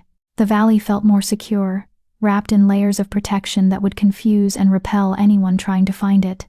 That should buy us some time, Sage said, looking pleased. Your father's trackers will be walking in circles for days. But fate, it seemed, had other plans. Ghost appeared just before sundown, her face grim. We have a problem. Richard Ashwood brought a shaman, an old woman from the Mountain Ridge pack. She started performing a breaking ritual. Kieran, who'd been organizing supply stores, went very still. How long until the wards fall? With Vera's reinforcement? Maybe 2 days, 3 if we're lucky. Ghost's silver eyes were troubled. But Kieran, there's something else. The shaman. She's calling on blood magic. Ancient stuff. She's not just trying to break the wards, she's trying to compel Vera to come to them. Vera felt the blood drain from her face. Compel me? Blood magic uses familial bonds, River explained, appearing beside them with his herb basket. He must have been gathering supplies. Your father shares your blood. If the shaman is strong enough, she can use that connection to create a pull you won't be able to resist. You'll feel compelled to walk right to them. Can we counter it? Kieran demanded. Maybe. If we sever the blood bond first. River looked at Vera apologetically. But that's complicated and painful. It means ritually rejecting your birth pack, cutting yourself off from your family permanently. There's no going back from it. Vera thought about her family. Her father, who'd only ever seen her as a disappointment. Her mother, who'd never defended her. Aurora, who'd delighted in her humiliation. How do we do it? She asked. Vera, think carefully, Kieran warned. This isn't just symbolic. If you sever the blood bond, you'll never be able to rejoin the Ashwood pack. You'll be considered dead to them, an outcast. I was already an outcast. They just let me live in their house. Vera lifted her chin. I don't want that bond anymore, Kieran. I don't want any connection to people who treated me like property. Tell me how to sever it. River and Kieran exchanged glances. Then River sighed. All right. But we need to do it tonight. Before the shaman's compulsion gets too strong. Gather the pack. This requires witnesses. The moon was high when the pack assembled in the main cavern. Someone had drawn a circle in white ash on the stone floor, and River had prepared a bowl of herbs that smoked with pungent incense. Vera stood in the center of the circle, her heart pounding. Kieran was beside her not as alpha, but as support. River stood at the circle's edge, holding an ancient-looking knife. The ritual is simple but binding, River explained to the gathered pack. Vera will speak words of rejection, severing her ties to the Ashwood pack. Then she'll offer blood to seal the break. Once it's done, she'll be packless, a lone wolf, until she's formally accepted into a new pack. How do I get accepted into a new pack? Vera asked nervously. I'll handle that part, Kieran said quietly. Trust me. River began chanting in the old tongue, the language that predated modern packs, used only for the most sacred rituals. The words washed over Vera like water, and she felt something stir in her blood. The bond to her birth pack, thin and frayed as it was, suddenly became visible to her inner senses. Speak the words, River instructed. Say, I, Vera Ashwood, reject the pack of my birth. I sever the bonds of blood and obligation. I walk away from those who never valued me. By my will and the moon's witness, I am free. Vera took a deep breath. This was it. The point of no return. I, Vera Ashwood, reject the pack of my birth. Her voice rang clear through the cavern. I sever the bonds of blood and obligation. I walk away from those who never valued me. By my will and the moon's witness, I am free. The bond in her blood pulled taut, resisting. It hurt like something was trying to claw its way out of her chest. Vera gasped, but kept standing. River handed her the knife. Your blood, freely given to seal the severance. Vera dragged the blade across her palm. Blood welled up, bright red and powerful with magic. She let it drip into the bowl of smoking herbs. The moment her blood hit the mixture, the cavern exploded with light. The bond snapped. Vera screamed as the connection to her father, her mother, Aurora, everything that tied her to the Ashwood pack tore away like a piece of her soul being ripped out. It hurt more than she'd imagined, a pain that went beyond physical into something primal and devastating. But then it was over. And she felt light, free, untethered from expectations and disappointments and all the weight she'd carried her entire life. It's done, River said softly. You're no longer Ashwood pack. Vera swayed on her feet, and Kieran caught her. His arms were warm and steady around her. Now for the second part, he said. He turned to address the pack, his voice carrying the weight of alpha command. Vera has severed her ties to her birth pack. She stands before us packless and seeking sanctuary. As alpha of this pack, I offer her a choice. Join us not as a refugee, but as a full member, with all the rights, protections, and responsibilities that entails. He looked down at Vera, his golden eyes soft. What do you say, Vera? Will you join our pack? Not because you have nowhere else to go, but because you choose us? Through her exhaustion and pain, Vera smiled. Because this choice, this moment, was everything she'd been running toward without knowing it. Yes, she said. I choose you. All of you. I choose this pack. Kieran's smile was brilliant. He bit his own palm, letting his blood well up, then pressed it against Vera's bleeding hand. Their blood mingled, and Vera felt a new bond snap into place, this one warm and welcoming, built on choice rather than obligation. Then by blood and will, by moon and witness, I name you pack, Kieran declared. Vera, no surname needed, member of the feral pack, welcome home. The pack erupted in howls, joyous and triumphant. The sound echoed through the cavern and out into the night, a declaration to anyone listening. She's ours now, and we protect our own. Vera felt tears streaming down her face, but for once they were tears of joy. She was home. Finally, truly home. And as Kieran pulled her into a tight embrace, his pack bonds settling warm and strong around her heart, Vera knew one thing with absolute certainty: she would never go back. Whatever came next, whatever her father tried, whatever the pack system threw at them, she would face it with her new family beside her. And that made her stronger than she'd ever been as an Ashwood. Chapter 6. The Confrontation. The blood bond severance worked, but not without consequences. Vera woke the next morning to the sound of angry shouting outside the den.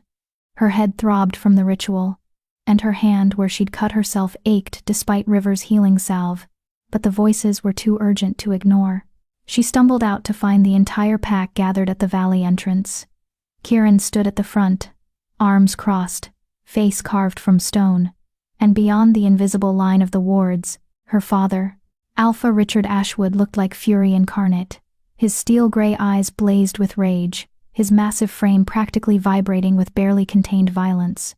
Behind him stood the search party, 23 wolves, all in fighting stance, and beside her father, a wizened old woman with milky white eyes and gnarled hands covered in ritual scars, the shaman.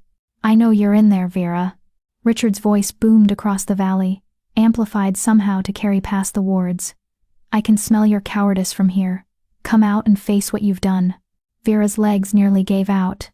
Even severed from the blood bond, her father's alpha command still carried weight, years of conditioning, making her want to obey, to submit, to make herself small and apologize.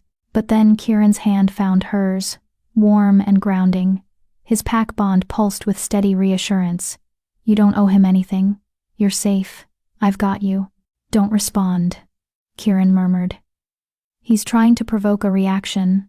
"How did he get this close?" Sage demanded, appearing beside them. "The wards should have kept them miles away." The old shaman smiled, revealing blackened teeth. "Blood calls to blood, alpha of strays. The girl's severance ritual? It lit up the valley like a beacon.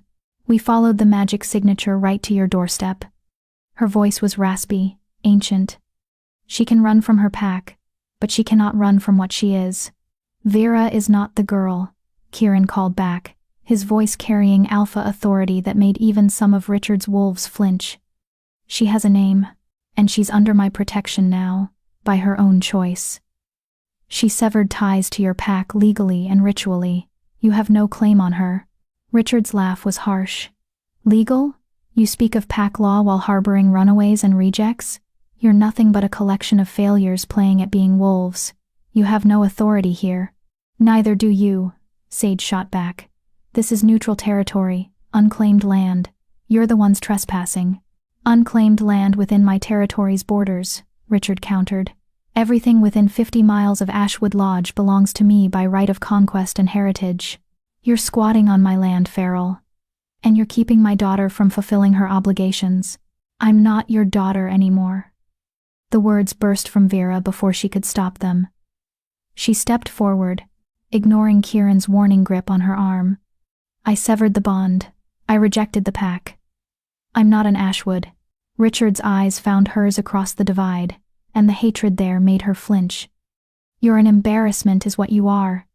Do you have any idea what you've cost us?" Damon Blackthorne withdrew his courtship offer to Aurora. "Said our family lacked honor and control. Your sister's future destroyed because of your selfishness."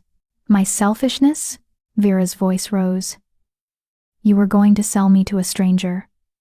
Force me into a mating with someone I'd never met. Just to strengthen an alliance. How is refusing that selfish?" "Because that's what Omegas do," Richard roared. "They serve the pack. They sacrifice for the greater good. But you've always been defective. Weak.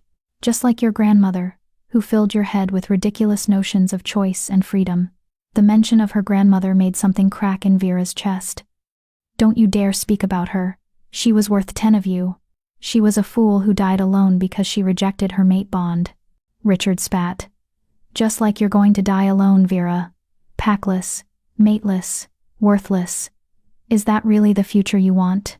"It's better than being your property," Vera shouted back, tears streaming down her face. "At least when I die, I'll die free.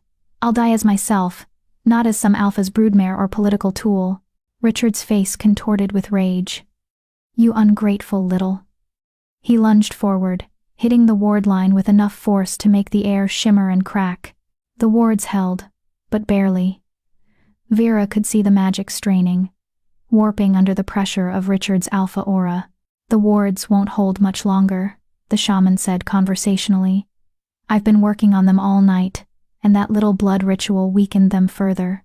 Another hour, maybe 2, and they'll shatter like glass." She smiled at Kieran. "Then what will you do, alpha of strays? Fight an alpha with twice your experience and 3 times your numbers?" "If I have to," Kieran replied, his voice deadly calm. "Every wolf in my pack would rather die fighting than watch one of our own be dragged back into slavery." "Slavery?" Richard laughed bitterly. Is that what she told you? Poor little Vera, so oppressed in her comfortable room, with food and shelter and the Ashwood name protecting her. She was privileged beyond measure, and she threw it away for… What? To live in a cave with a bunch of rejects? To live with people who actually value her, Kieran shot back. People who see her as a person, not a commodity. You call it privilege, but I call it a prison. She wasn't living, she was surviving, and barely. You don't know anything about my family. I know you hit her, Kieran interrupted, his voice dropping to something dangerous. I know her sister struck her in front of a crowd and you did nothing to defend her. I know you locked her in her room and planned to ship her off at dawn without even letting her say goodbye. I know you made her feel worthless every single day of her life. He stepped forward, right up to the ward line. So don't stand there and lecture me about family, Alpha Ashwood. You don't deserve that title, not when it comes to her. The silence that followed was deafening. Richard's face had gone pale with fury, but underneath, Vera saw something else: surprise. Like he'd genuinely never considered that his treatment of her might be wrong. Like the idea that an Omega deserved respect was so foreign it didn't compute. You've been corrupted by their propaganda, Richard finally said, but his voice had lost some of its certainty. These ferals, they fill your head with lies about equality and choice, but the pack system exists for a reason, Vera. Without hierarchy, without order, we're just animals. Savage, uncontrolled. We're not savage, River called out, stepping up beside Kieran. We're free. There's a difference, says the Omega, standing beside an Alpha without permission, one of Richard's wolves sneered. In a real pack, you'd be punished for that presumption. In a real pack, Omegas wouldn't need permission to stand wherever we want, River replied coolly. We're not children or possessions. We're people. The Ashwood wolves shifted uncomfortably. Vera could see some of them, particularly the younger ones, looking uncertain, like maybe they'd never questioned the system before, but these words were planting seeds of doubt. Richard saw it too. His expression hardened. Enough talk. Shaman, bring down the wards, now. The old woman raised her hands and began chanting in that ancient tongue. The air around the valley shimmered and groaned, reality itself bending under her magic. Brace yourselves, Sage shouted. Kieran, if those wards fall… I know, Kieran cut her off. He turned to face his pack. Fighting positions. Protect the young ones and the injured first. No one engages unless they breach the valley. We defend, we don't attack. Understood. The pack shifted, warriors moving to the front, while those less capable of fighting moved toward the den.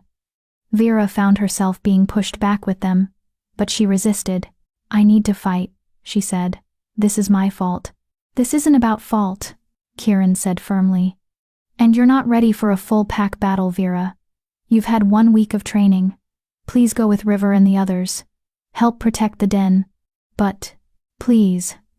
The desperation in Kieran's eyes broke through her protests. I can't lead and worry about you at the same time. Help River. That's how you can help me. Vera wanted to argue, but she knew he was right. She'd only be a liability in a real fight. So she nodded, and let River pull her back toward the den. If you believe Vera deserves to be protected like this, subscribe. Because people like Vera need witnesses who won't look away when things get hard. Don't abandon her story now. Comment. What would you do in Kieran's position? Fight or find another way? The shaman's chanting reached a crescendo. The wards screamed an audible, agonizing sound like metal tearing. Cracks appeared in the invisible barrier, spreading like a spiderweb. They're breaking through, Ghost shouted. The wards shattered. The explosion of released magic knocked several wolves off their feet. Vera felt the protective blanket she'd helped weave disintegrate, leaving the valley exposed and vulnerable. Richard smiled a cold, triumphant expression. There. Now let's settle this properly. Vera, you have one chance, come with us willingly, and I'll show mercy to your new friends. Refuse and I'll challenge this upstart Alpha to a dominance fight. When I win, I'll take you anyway, and burn this valley to the ground. Don't do it, Vera, Sage called out. He's bluffing. But Vera could see that Richard wasn't bluffing. His hand was already shifting, claws extending. He was preparing for a challenge fight, the sacred ritual where alphas fought to the death or submission to establish dominance. If Kieran fought her father and lost, he'd die. Or worse, he'd be forced to submit, to acknowledge Richard's authority. The entire pack would fall under Ashwood rule, all because of her. "Kieran," Richard called out, his voice carrying the weight of alpha challenge. "Do you accept this Omega as your pack member? Do you claim responsibility for her actions and her debts?" It was a trap. If Kieran said yes, he'd be legally responsible for Vera's debt to her birth pack, the unfulfilled mating contract, the broken alliance. If he said no, he'd be admitting Vera wasn't truly pack, which would invalidate her protection. Either way, Richard won. Kieran's jaw clenched. Vera could see him calculating options, looking for a way out that didn't end in bloodshed. "I claim her," Kieran finally said. "Vera is my pack, and I'm responsible for her well-being. But she owes you nothing, Ashwood. She's not property to be returned." "Then you accept her debts as your own?" "I accept that she's a person who made her own choices." "Yes or no, Farrell?" Richard interrupted. "Do you accept responsibility for an Omega who broke a formal mating contract? In pack law, that requires compensation or combat. Choose." The assembled wolves, both packs, fell silent. Everyone knew what this meant.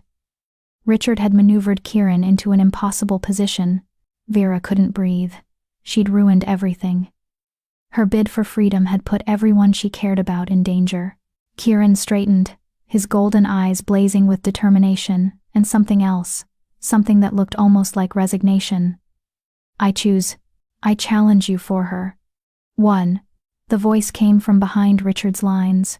A figure stepped forward, tall and lean with dark hair, and those devastating ice-blue eyes that Vera had only seen once before at the Harvest Moon Festival. Damon Blackthorne, alpha of the most powerful pack in the northern region, had just arrived, and he was looking directly at Vera. "This Omega," Damon continued, his voice smooth and commanding, "interests me. I'll take over the mating contract from the Crescent Valley pack. I'll fulfill the debt she supposedly owes, but only if she comes with me willingly." Richard's face went through a series of expressions: shock, calculation, reluctant satisfaction. "Damon, I didn't know you were coming.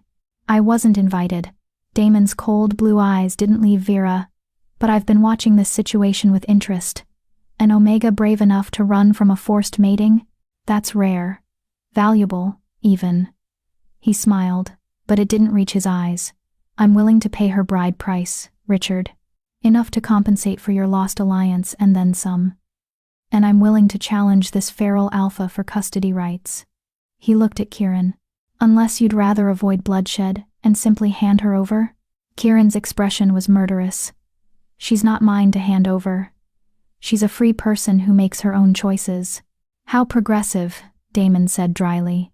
"But in pack law, she's an Omega who broke a contract. That makes her forfeit. I'm offering to take over that contract legally, properly, with full compensation to all injured parties. It's the cleanest solution." He finally addressed Vera directly. "What do you say, little Omega? Come with me willingly. Be my mate. I'll give you everything: status, protection, luxury.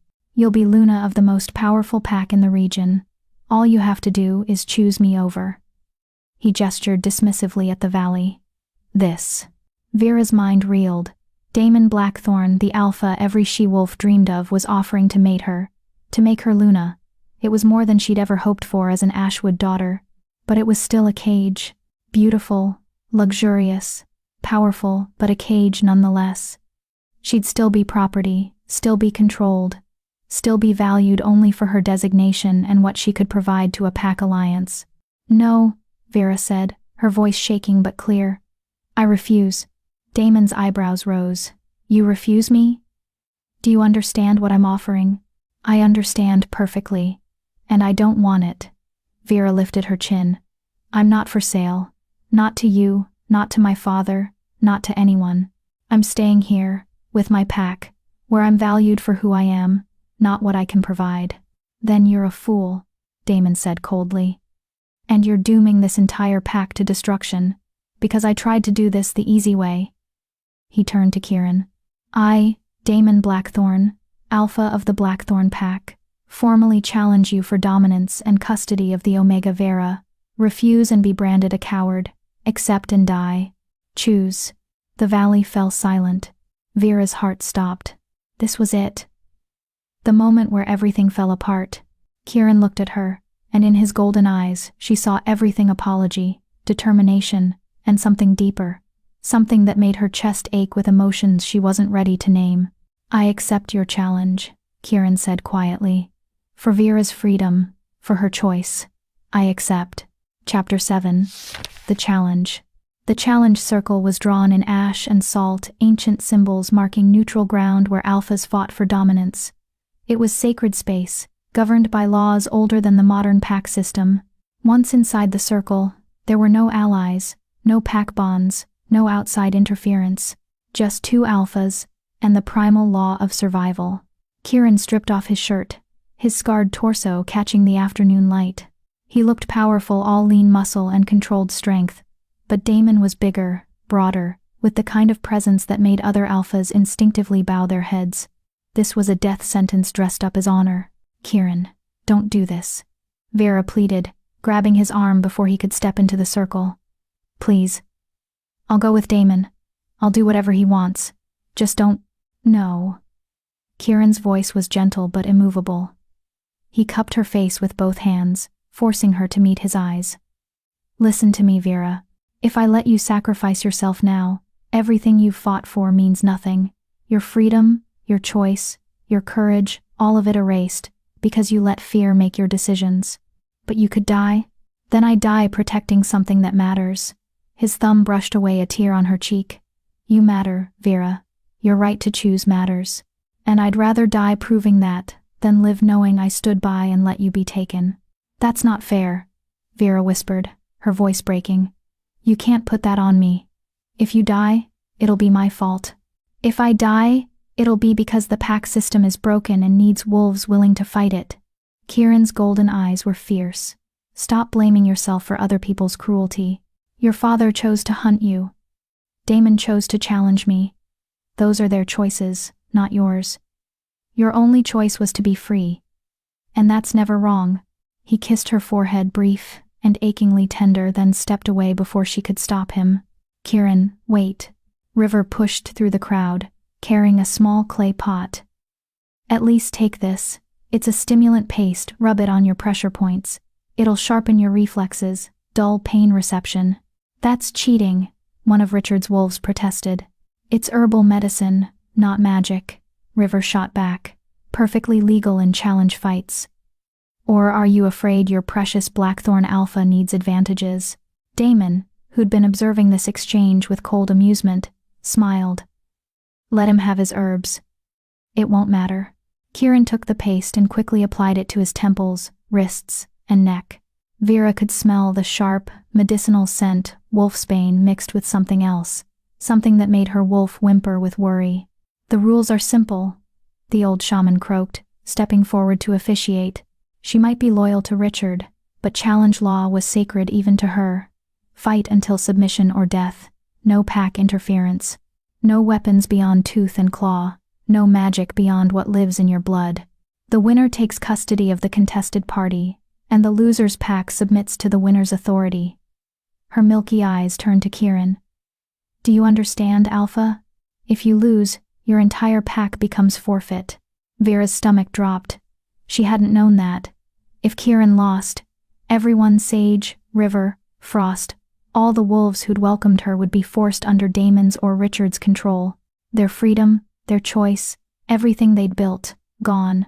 I understand, Kieran said calmly, too calmly. And you, Alpha Blackthorn? I understand perfectly, Damon replied, rolling his shoulders.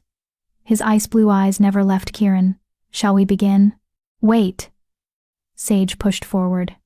Kieran, you don't have to do this alone. Challenge law allows for champions. Let me fight in your place.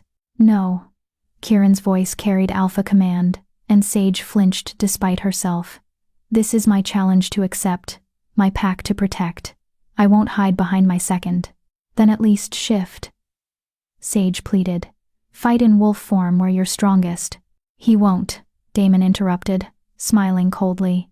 Because he knows I'm stronger in wolf form. His only chance is to stay human, where technique might overcome raw power. He began to strip, unself-conscious about the dozens of watching eyes. But I'm not giving him that advantage. Damon's body rippled and changed. Bones cracked and reformed, muscle and sinew rearranging themselves with brutal efficiency. Within seconds, a massive wolf stood where the man had been easily twice the size of a normal wolf, with black fur shot through with silver and those same ice-blue eyes glowing with predatory intelligence. He was enormous, beautiful, terrifying. Kieran looked at that monster and sighed. Well, shit. Then he shifted too. Vera had seen Kieran's wolf form before, but not like this, not coiled for battle, not radiating alpha dominance so thick it made the air shimmer. His black fur seemed to absorb light, and his golden eyes burned like molten metal. He was smaller than Damon, but he moved like liquid shadow, all grace and controlled power. The shaman raised her gnarled hand. Let the challenge begin. She dropped her arm. Damon struck first, a blur of black and silver fur, launching across the circle with terrifying speed. Kieran dodged, but barely. Damon's claws raked across his shoulder, drawing first blood. The watching wolves erupted in shouts, Richard's pack cheering for Damon, Kieran's pack screaming encouragement. But inside the circle, the two alphas ignored everything except each other. Damon pressed his advantage, using his size to try to pin Kieran against the circle's edge. But Kieran was faster, ducking under the larger wolf's guard and snapping at his exposed throat. His teeth found purchase, tearing through fur and skin. Damon yelped and threw himself backward, blood streaming from his neck. The wound wasn't fatal, but it was deep. Yes, River shouted beside Vera. He's faster, he can do this. But Vera saw what River didn't. Damon's eyes were calculating, analytical. He wasn't angry about being injured. He was learning, adjusting his strategy. The next exchange was brutal. Damon stopped trying to overpower Kieran and instead matched his speed, becoming a whirlwind of teeth and claws. They moved so fast, Vera could barely track them, a tornado of black fur and violence, blood spattering the ash circle. Kieran got in several good hits, his smaller size allowing him to slip under Damon's guard. But Damon's strikes, when they landed, were devastating. One swipe of his massive paw sent Kieran tumbling, ribs cracking audibly. Kieran struggled to his feet, favoring his left side. Blood matted his fur, but his eyes were still fierce, still fighting. Get up, Vera prayed. Please get up. Damon circled, taking his time now. He knew he had the advantage. Submit, his growl seemed to say. Submit and save yourself. Kieran's response was to lunge forward, jaws snapping for Damon's throat again.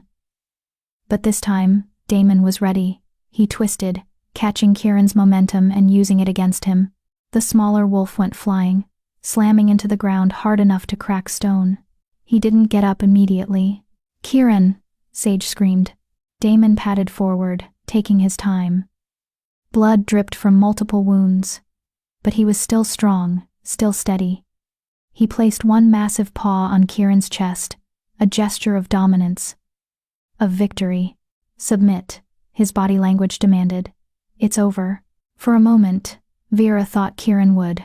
His wolf form was battered, ribs broken, one eye swollen shut. He'd fought bravely, but Damon was simply too strong, too experienced. But then Kieran's golden eyes met Vera's across the circle, and something shifted. Kieran's jaws clamped down on Damon's paw, the one pinning him. He bit down with every ounce of strength he had left, teeth crushing through bone and tendon. Damon howled in pain and jerked back. And in that moment of distraction, Kieran surged upward. He shifted mid-leap, a dangerous, nearly impossible maneuver that left him vulnerable for a split second, and his human hands found Damon's throat. I don't submit, Kieran snarled, his voice raw and ragged. Not to you, not for her, never. His thumbs pressed into Damon's windpipe. The larger wolf thrashed, trying to throw him off, but Kieran held on with desperate strength. They crashed to the ground in a tangle of fur and flesh, rolling across the circle. Damon shifted back to human form, gasping for air. You're insane. Probably, Kieran agreed. blood streaming down his face. But I'm not giving up. They grappled like that, both in human form now, trading brutal punches and holds. Kieran was the better technical fighter, but Damon had strength and endurance. Every time Kieran got an advantage, Damon powered through it, back and forth, neither giving ground. The fight stretched on 5 minutes, 10, 15. Both alphas were bleeding from dozens of wounds, exhausted, running on pure willpower and stubborn pride. "Just submit," Damon roared, slamming Kieran into the ground. "I'll let you live if you submit. Go to hell." Kieran spat blood and grinned through broken teeth. "You want my pack? My wolves? Vera, you're going to have to kill me, and even then, I'll haunt you." Damon's face twisted with frustration, and was that respect?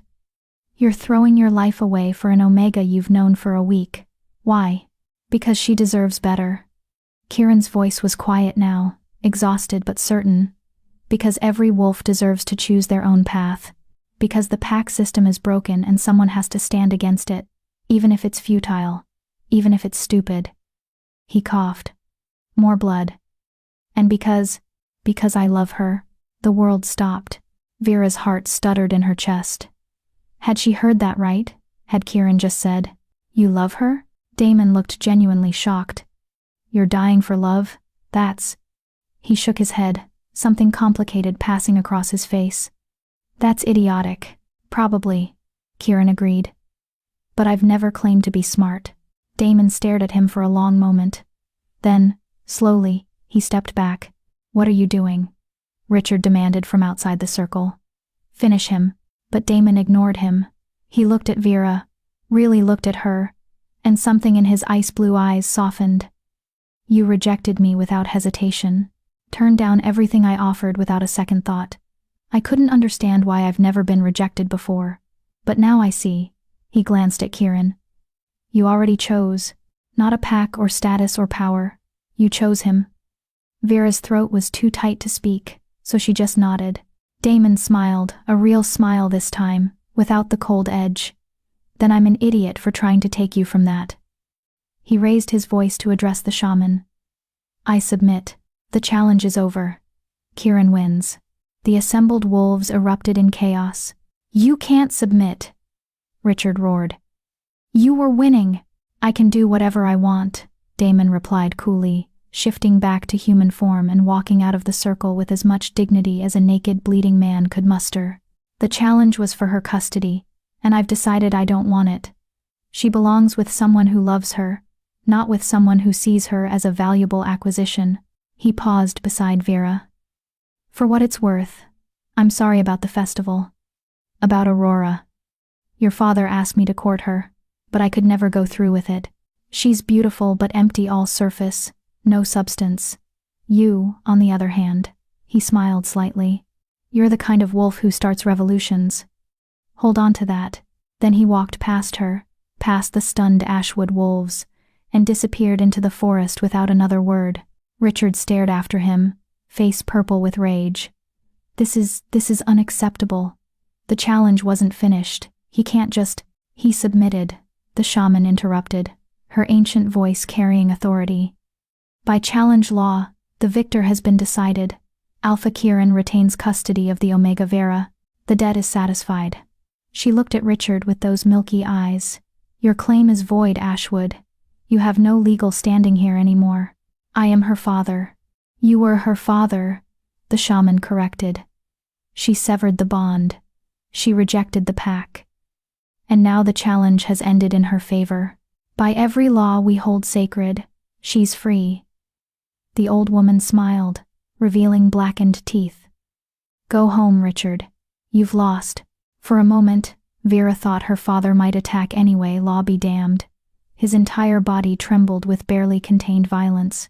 But then one of his wolves, a younger beta, spoke up quietly. "Alpha, maybe we should go. This isn't worth starting a war over." "Not worth," Richard whirled on him. "She's my daughter, my blood. She's a person who chose to leave." Another wolf said, this one female. "And we all saw why. Saw how you talked about her, treated her like property." The she-wolf's eyes were sad. "Maybe. Maybe she had good reason to run. Alpha. Richard's face went through a series of expressions: rage, betrayal, and finally, something that might have been shame, but it hardened almost immediately into cold disdain. Fine, he bit out. Keep her. Keep the defective Omega who brought nothing but shame to our pack. But know this, Vera. He locked eyes with her across the circle. You're dead to me, dead to the Ashwood pack. If you ever set foot on our territory again, you'll be treated as a rogue and killed on sight. You've made your choice. Now live with it. He turned and stalked away, his wolves following.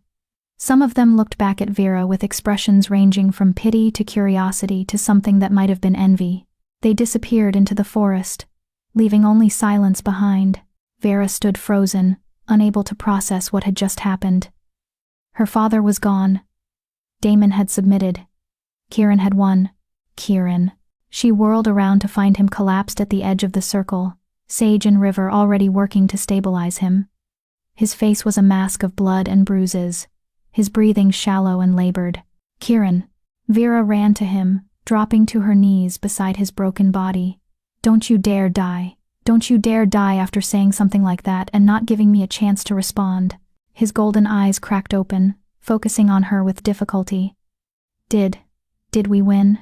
You won, you absolute idiot, Vera sobbed, cradling his face. You almost died, but you won. Good. His smile was bloody but genuine. Worth it. You said you loved me. I know. Terrible timing. Sorry. He coughed, wincing. But it's true. I love you, Vera. Have since you stumbled into our territory looking terrified but still standing. You're the bravest person I've ever met. I'm not brave, Vera whispered. I'm just desperate. Same thing sometimes. His hand found hers, grip weak but determined. Did you mean what you said? About staying? About choosing us? I meant every word. Vera pressed her forehead to his. I choose you, Kieran. I choose this pack. I choose freedom and family and everything you've given me. I choose you, even though I'm broken and bleeding and probably have at least 3 cracked ribs. Especially then. Vera laughed through her tears. Someone has to take care of you. And apparently I'm qualified. River's the healer, Kieran pointed out weakly. River can handle the medical stuff. I'll handle everything else. Vera kissed him soft and careful, tasting blood and salt and victory. Now shut up and let them heal you before I lose you for real. Kieran smiled, and finally let his eyes close. Yes, ma'am. Chapter 8. Healing and Truth. Kieran spent 3 days hovering between consciousness and delirium. River worked tirelessly, using every herb and healing technique he knew to mend the Alpha's broken body. The injuries were extensive: 4 cracked ribs, a fractured left arm, internal bleeding, and dozens of lacerations that required careful stitching. Without modern medicine, River had to rely on ancient remedies passed down through generations of Omega healers. And Vera refused to leave his side. She sat beside Kieran's makeshift bed in his private chamber, holding his hand and wiping the fever sweat from his brow. When he thrashed in his sleep, reliving the fight, she would whisper soothing words until he calmed. When River changed his bandages, and Kieran gritted his teeth against the pain, Vera would let him squeeze her hand until her bones creaked. You should rest, Sage said, on the second day, appearing in the doorway with a bowl of broth. You haven't slept since the challenge. Kieran would kill me if I let you collapse from exhaustion. I'm fine, Vera insisted, though her eyes were gritty and her body ached. You're not fine. You're running on anxiety and guilt. Sage set the bowl down and crouched beside her. Vera, what happened wasn't your fault. You know that, right? He almost died because of me. He almost died because he chose to fight for something that mattered to him. That's different. Sage's amber eyes were kind but firm. Kieran's been waiting his whole life for a cause worth fighting for. You gave him that. Don't diminish his choice by blaming yourself. Vera looked at Kieran's battered face, the bruises slowly fading from purple to yellow-green. What if he regrets it? When he wakes up and realizes what he said, he won't regret it. Sage smiled. That man has been half in love with you since you first showed up here. The rest of us could see it even if you two were oblivious. That's ridiculous. He barely knows me. He knows the important parts. Your courage, your compassion, your strength. The rest is just details you learn along the way. Sage stood, stretching. Now, eat the broth and get some sleep. That's an order from your second alpha. Kieran needs you healthy when he wakes up, not collapsing from exhaustion. Reluctantly, Vera ate and allowed herself to doze, still holding Kieran's hand, still ready to wake at the slightest change in his breathing. She dreamed of golden eyes and blood-soaked ash circles, and her father's voice telling her she was dead to him. But underneath the nightmares, there was warmth pack bonds humming like a lullaby, the steady presence of wolves who'd chosen her, who'd fought for her right to exist freely. When she woke, it was to find Kieran watching her. His golden eyes were clear now, fever bright but conscious. His lips quirked in a small smile. You snore. Vera sat up so fast she nearly fell off her stool. You're awake. How do you feel? Should I get River? Are you in pain? I'm fine. Sore but fine. Kieran's voice was rough from disuse. How long was I out? 3 days. Vera couldn't help herself. She reached out and cupped his face, needing to confirm he was really okay. You scared us. You scared me. Sorry. He turned his head to kiss her palm. But I'd do it again. In a heartbeat. Please don't. My heart can't take another challenge fight. Vera tried to pull her hand away, suddenly self-conscious, but Kieran held it gently. Vera. His voice was serious now. I meant what I said. During the fight. I wasn't delirious or caught up in the moment. I love you. Vera's breath caught.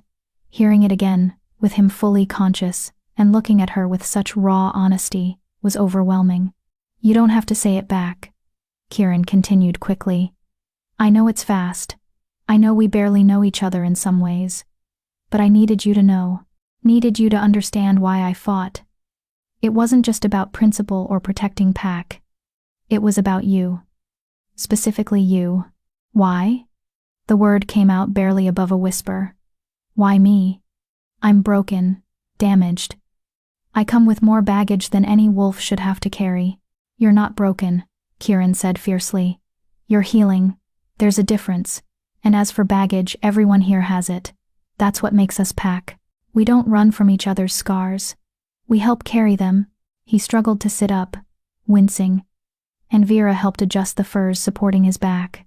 I fell in love with you the moment you stood in this valley surrounded by my wolves and refused to be afraid, Kieran said. You were terrified, I could smell it, but you didn't run, didn't submit. You looked at me with those defiant eyes and demanded to know why we were helping you, like you'd never experienced kindness without strings attached. His thumb traced circles on her hand. And then you stayed. You learned to hunt and fight and be part of something bigger than yourself. You challenged every belief you'd been raised with and chose to become someone new. How could I not fall in love with that? Tears streamed down Vera's face. I don't know how to do this. No one's ever. I know. Kieran's smile was gentle. And I'm not asking for anything you're not ready to give. If you need time, take it. If you want to just be friends, I'll accept that. If you want to explore this thing between us, I'm here. No pressure, no expectations. Just honesty. Vera thought about the past 2 weeks. How she'd felt safe for the first time in her life. How Kieran had never demanded anything from her. Never made her feel small or inadequate. How he'd risked everything, his life, his Pack's freedom, just to protect her right to choose. I'm scared, she admitted. I'm terrified of being vulnerable again. Of trusting someone with my heart when everyone I've ever trusted has hurt me. That's fair, Kieran said. And I can't promise I'll never hurt you. People hurt each other sometimes, even when they love each other. But I can promise I'll never do it on purpose. Never use your love as a weapon. Never make you feel less than what you are. Vera looked at this man, this alpha who'd rejected his own system, who'd built something beautiful from society's rejects, who'd nearly died defending her freedom, and she realized something that terrified and exhilarated her in equal measure. She was falling in love with him too. Maybe she had been since that first night, when he'd looked at her with golden eyes and offered sanctuary without conditions. I think I love you too, Vera whispered. I'm not completely sure because I don't know what love is supposed to feel like. But when I look at you, I feel safe. And when you were fighting Damon, I felt like my heart was being ripped out. And right now, sitting here with you alive and awake, I feel like I can finally breathe again. So if that's love, then yes, I love you." Kieran's smile was radiant despite his battered face. "That's definitely love. So what do we do now?" "Now?" Kieran laughed softly. "Now we take it slow. Get to know each other properly. Let you heal from everything you've been through. Build something real and solid instead of rushed and desperate." He paused. "Unless you want to rush and be desperate. I'm flexible." Vera laughed, a real, genuine laugh that felt like sunlight breaking through clouds. "Slow sounds good. I think I need slow." "Slow it is." Kieran tugged her hand gently. "Come here." Vera carefully climbed onto the bed beside him, mindful of his injuries. He wrapped his good arm around her and pulled her close, and she rested her head on his shoulder. "This is nice," she murmured. "This is perfect," Kieran corrected. They stayed like that until River appeared to check on his patient, took one look at them curled together, and smiled knowingly. "Well, I suppose cuddling is therapeutic," River said dryly. "But Kieran, you need to eat something more substantial than Vera's affection. I've got bone broth and some of that venison from the hunt. Think you can keep it down?" "I'll try," Kieran said, "but only if Vera helps me. My arm's broken, remember?" River rolled his eyes. "Your right arm is broken. You're left-handed." "Am I? I forget."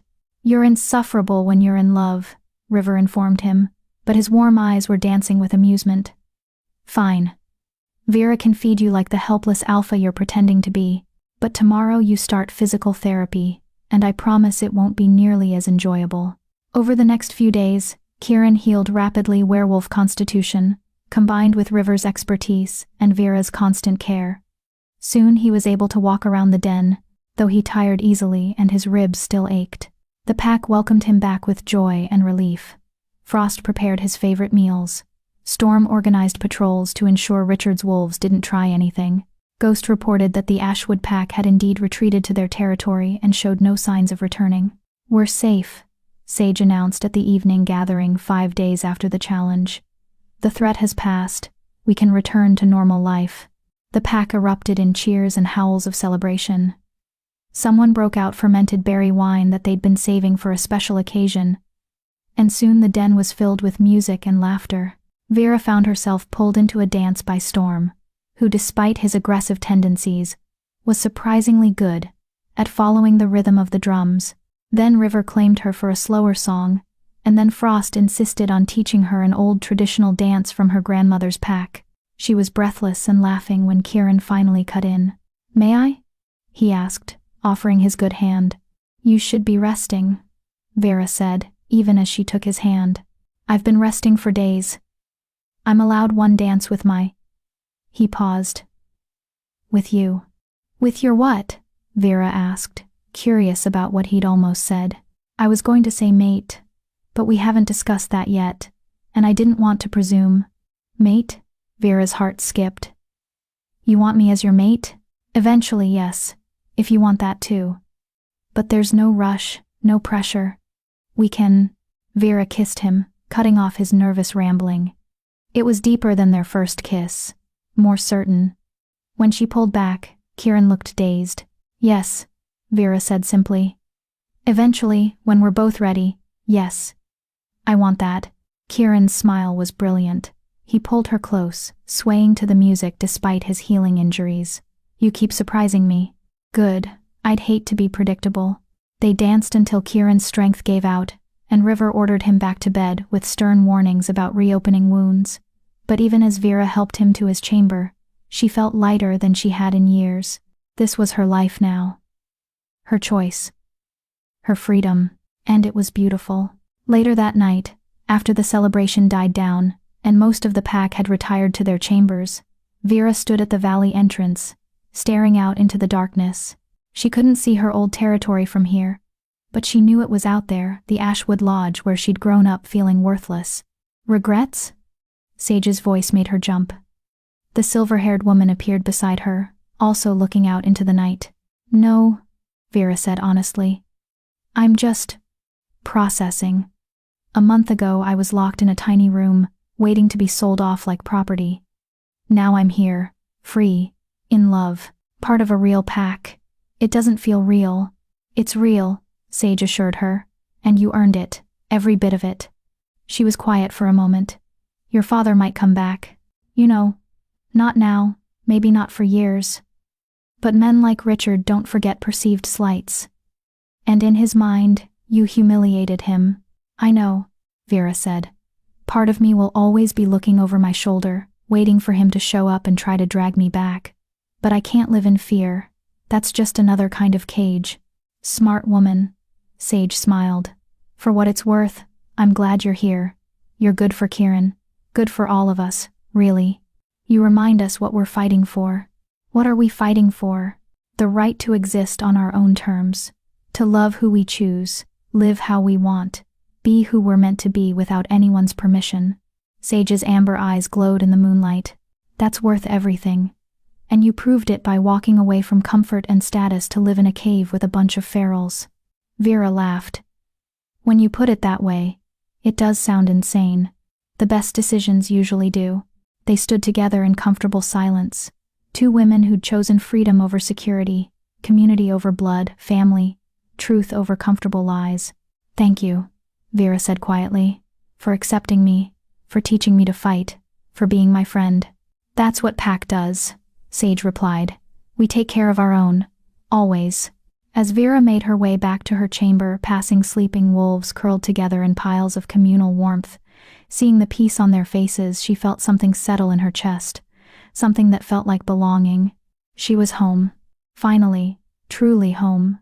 And tomorrow, she'd wake up and continue building the life she'd chosen, learning new skills, growing stronger, loving Kieran, and being loved in return, living freely.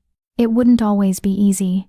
There would be challenges ahead, her father's potential revenge, the pack system's continued opposition, the daily struggles of survival in the wilderness, but she'd face them with wolves at her back who actually cared about her, with a man who loved her for who she was, not what she could provide, with the freedom to choose her own path, and that made everything worth it. Chapter 9. The Revelation. Winter came to the mountains like a predator, silent, brutal, and absolute. 2 months had passed since the challenge fight, and the valley had transformed into a crystalline wonderland of snow and ice. The pack adapted as they always did, relying on stored provisions and group hunts when the weather permitted.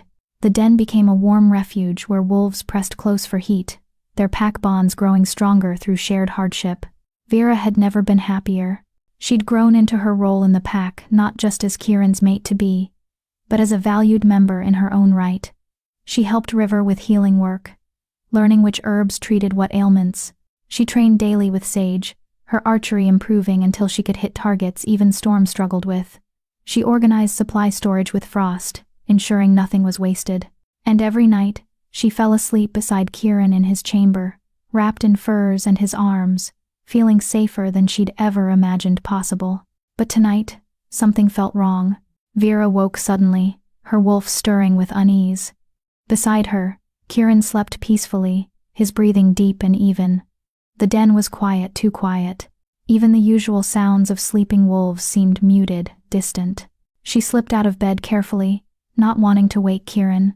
He'd been working himself too hard lately, leading extended hunting parties to stock up before the worst of winter hit. He needed rest. Vera padded barefoot through the den, her omega senses seeking the source of her discomfort. Everything appeared normal. The fire burned low in the main cavern. Wolves slept in their chambers. The entrance was secure, but something was wrong. She could feel it like a splinter under her skin. Can't sleep? Vera jumped. Ghost materialized from the shadows near the entrance, her silver-streaked hair catching the firelight. The scout had been on night watch. Just restless, Vera said. Everything okay out there? Define, okay.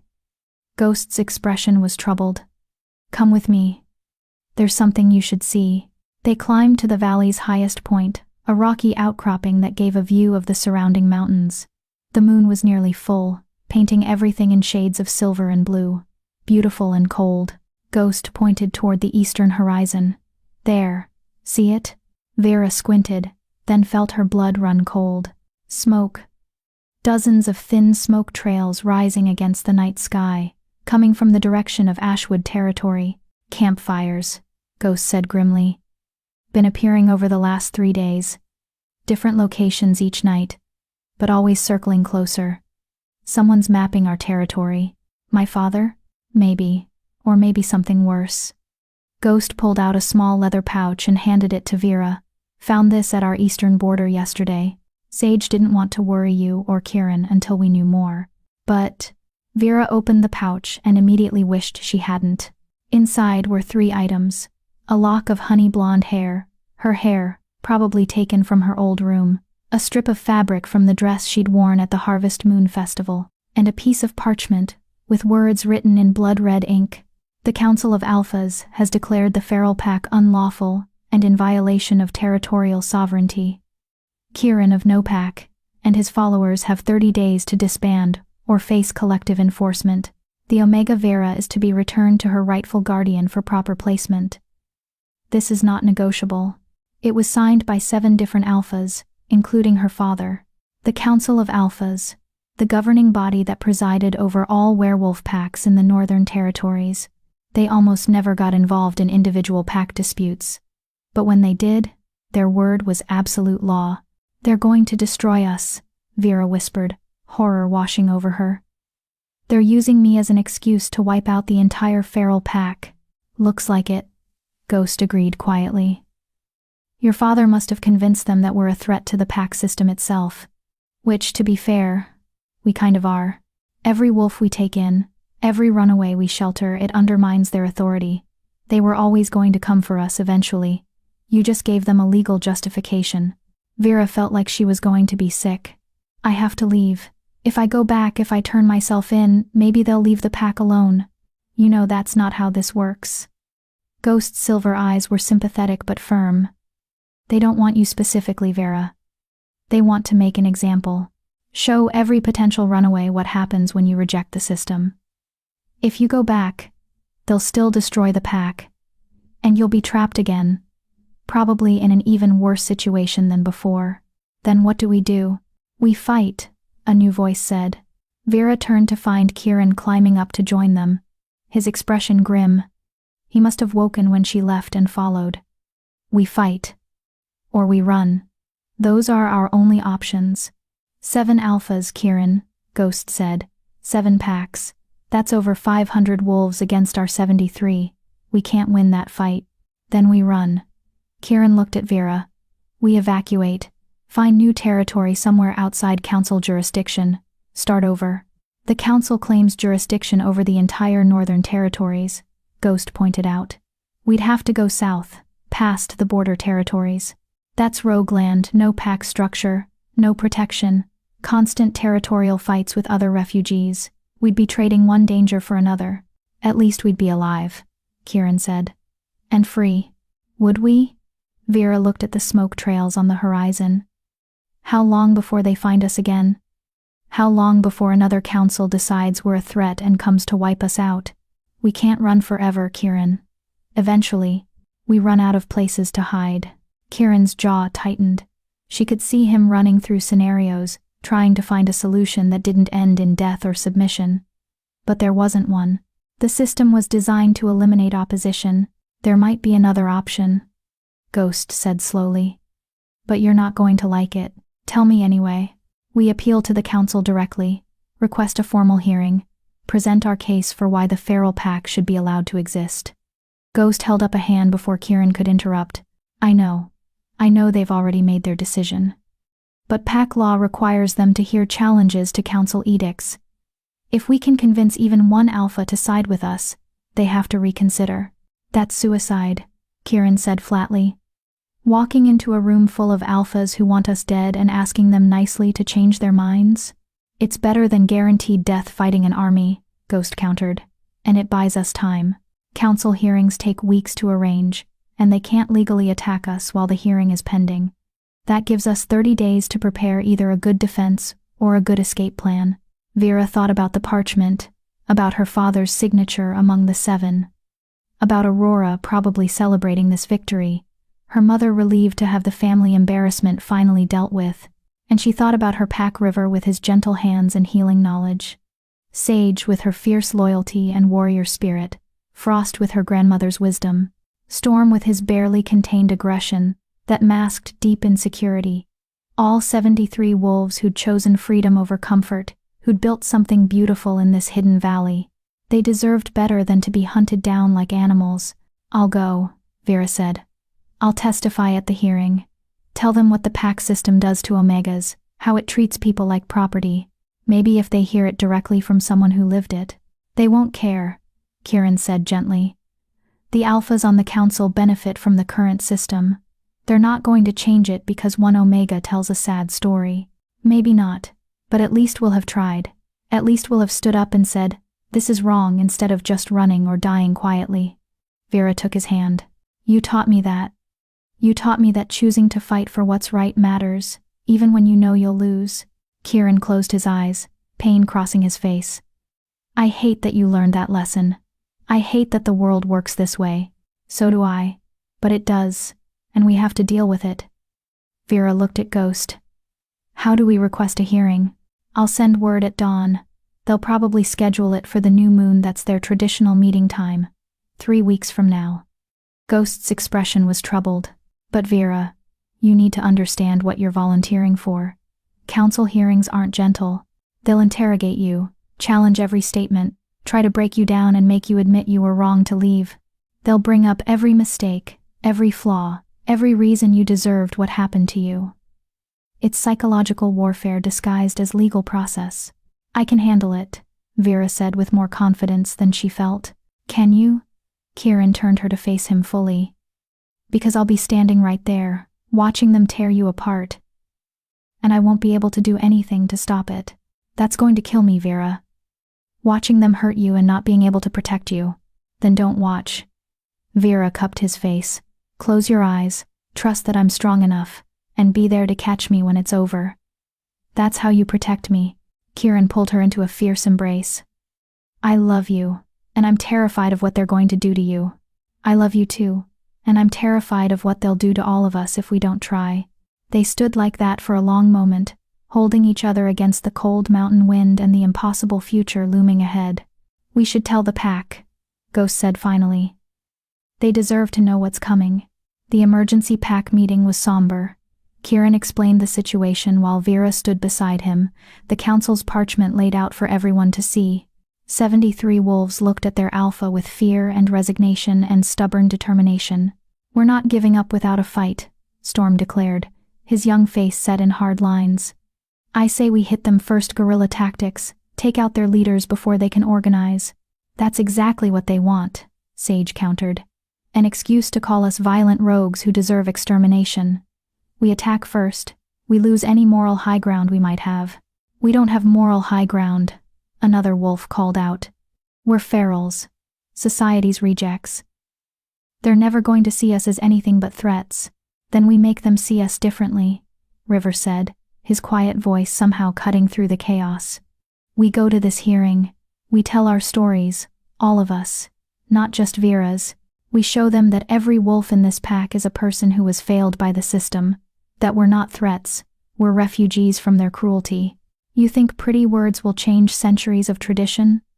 An older beta scoffed. "No," River admitted. "But silence definitely won't. At least if we speak, we have a chance. Even a small one." The pack debated late into the night. Some wanted to fight, some wanted to run. Some, like River, believed in the power of testimony. In the end, they voted. 35 for requesting the hearing, 28 for evacuating, 10 for preemptive strikes. The hearing won by a slim margin. Subscribe if you believe some battles are worth fighting even when victory seems impossible. Because packs like Kieran's need people who understand that standing up for what's right matters more than winning. Tell me in the comment below. Would you testify at a council hearing knowing they'd try to break you? Or would you choose to run? Ghost sent a runner at dawn with their formal request. The response came 3 days later. A raven carrying a scroll sealed with 7 different pack insignias. The Council of Alphas accepts the feral pack's request for hearing. Proceedings will commence on the new moon at the Grand Lodge in neutral territory. Alpha Kieran and the Omega Vera are required to appear. Failure to attend will be considered admission of guilt and result in immediate enforcement action. 3 weeks. They had 3 weeks to prepare a defense against a system that had existed for centuries. Vera threw herself into preparation. She wrote out her testimony, editing and revising until every word was perfect. She practiced speaking in front of the pack, learning to control her voice even when her hands shook. She studied pack law with Frost, who knew more about legal precedent than anyone, and every night, she fell asleep beside Kieran, memorizing the feeling of safety in case she never felt it again. "What if they decide to execute us?" she asked one night, the question that had been haunting her since the council's letter arrived. "Then we die knowing we tried to change things," Kieran said. "And maybe our deaths will inspire others. Maybe some young Omega 50 years from now will hear about the feral pack that stood up to the council, and it'll give them courage to do the same." "That's not very comforting." "No," Kieran agreed. "But it's the truth. Revolution isn't comfortable. Change isn't safe. But it's necessary." Vera thought about her grandmother's words again. "You're special, Vera. Never forget that." Maybe this was what she'd meant. Not special because of some inherent quality, but special because she'd been given an opportunity to stand up and speak truth to power, even if it cost her everything. The night before they were scheduled to leave for the Grand Lodge, the pack held a ceremony. Every wolf spoke, sharing their story, why they'd left their birth pack, what the feral pack had given them, why they believed in what they'd built together. When it was Vera's turn, she stood in the center of the circle and spoke from her heart. "A few months ago, I was broken. I was told I was worthless, defective, a burden. I believed it because I'd heard it my entire life. But then I found you, all of you, and you showed me something different. You showed me that my value isn't determined by my designation or my usefulness to others, that I'm allowed to choose my own path. That freedom is worth fighting for." She looked around at the faces illuminated by firelight, her pack, her family. "Tomorrow, Kieran and I go to face the council. I don't know if we'll win. But I know that standing here tonight, surrounded by wolves who chose each other, I've already won the only thing that matters. I'm free, and whatever happens next, they can never take that from me." The pack erupted in howls, a song of defiance and solidarity that echoed through the valley and out into the night. Let the council hear it. Let them know that the wolves they sought to silence had found their voices, and they were roaring. Chapter 10. The Trial of Freedom. The Grand Lodge stood like a monument to pack tradition, massive timber and stone, built centuries ago by the first Alpha Council to establish order in the Northern Territories. It was neutral ground where no single pack held power, where the 7 ruling alphas met to decide matters that affected all werewolf kind. And today, it would decide the fate of the feral pack. Vera and Kieran arrived at dawn, accompanied by Sage, River, and Ghost as witnesses. The rest of the pack remained at the valley, prepared to evacuate at a moment's notice if things went badly. "Remember," Sage murmured as they approached the towering entrance. "Stay calm. Don't let them provoke you into losing your temper. That's what they want, an excuse to call you unstable and dangerous." Vera nodded, though her heart was hammering so hard she thought it might break through her ribs.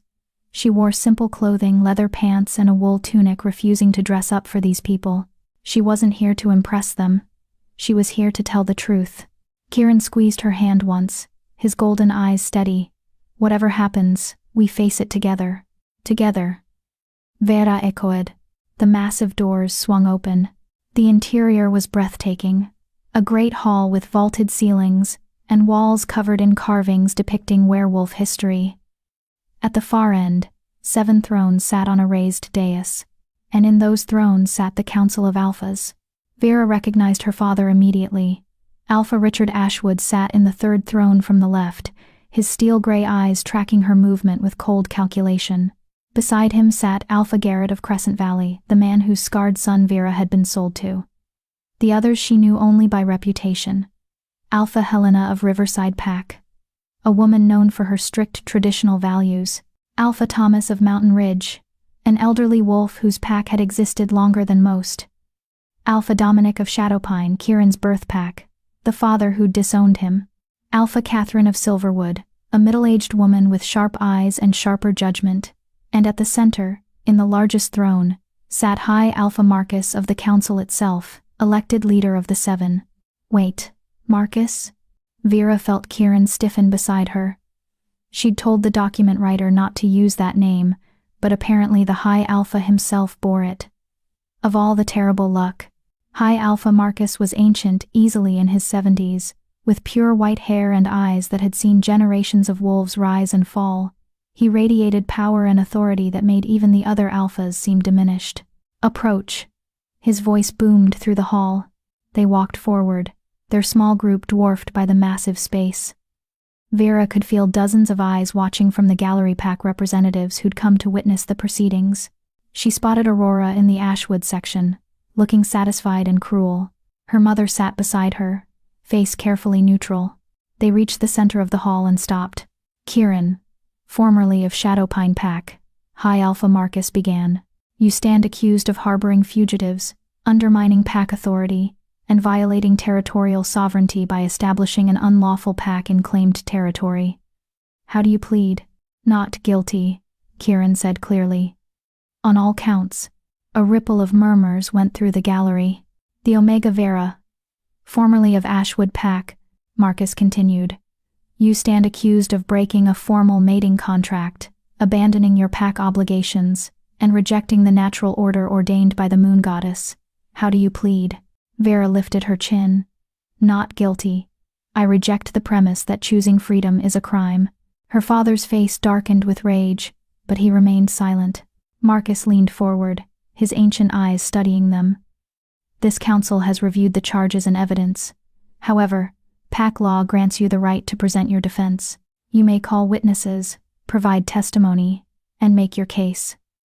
Alpha Kieran, you may begin. Kieran stepped forward.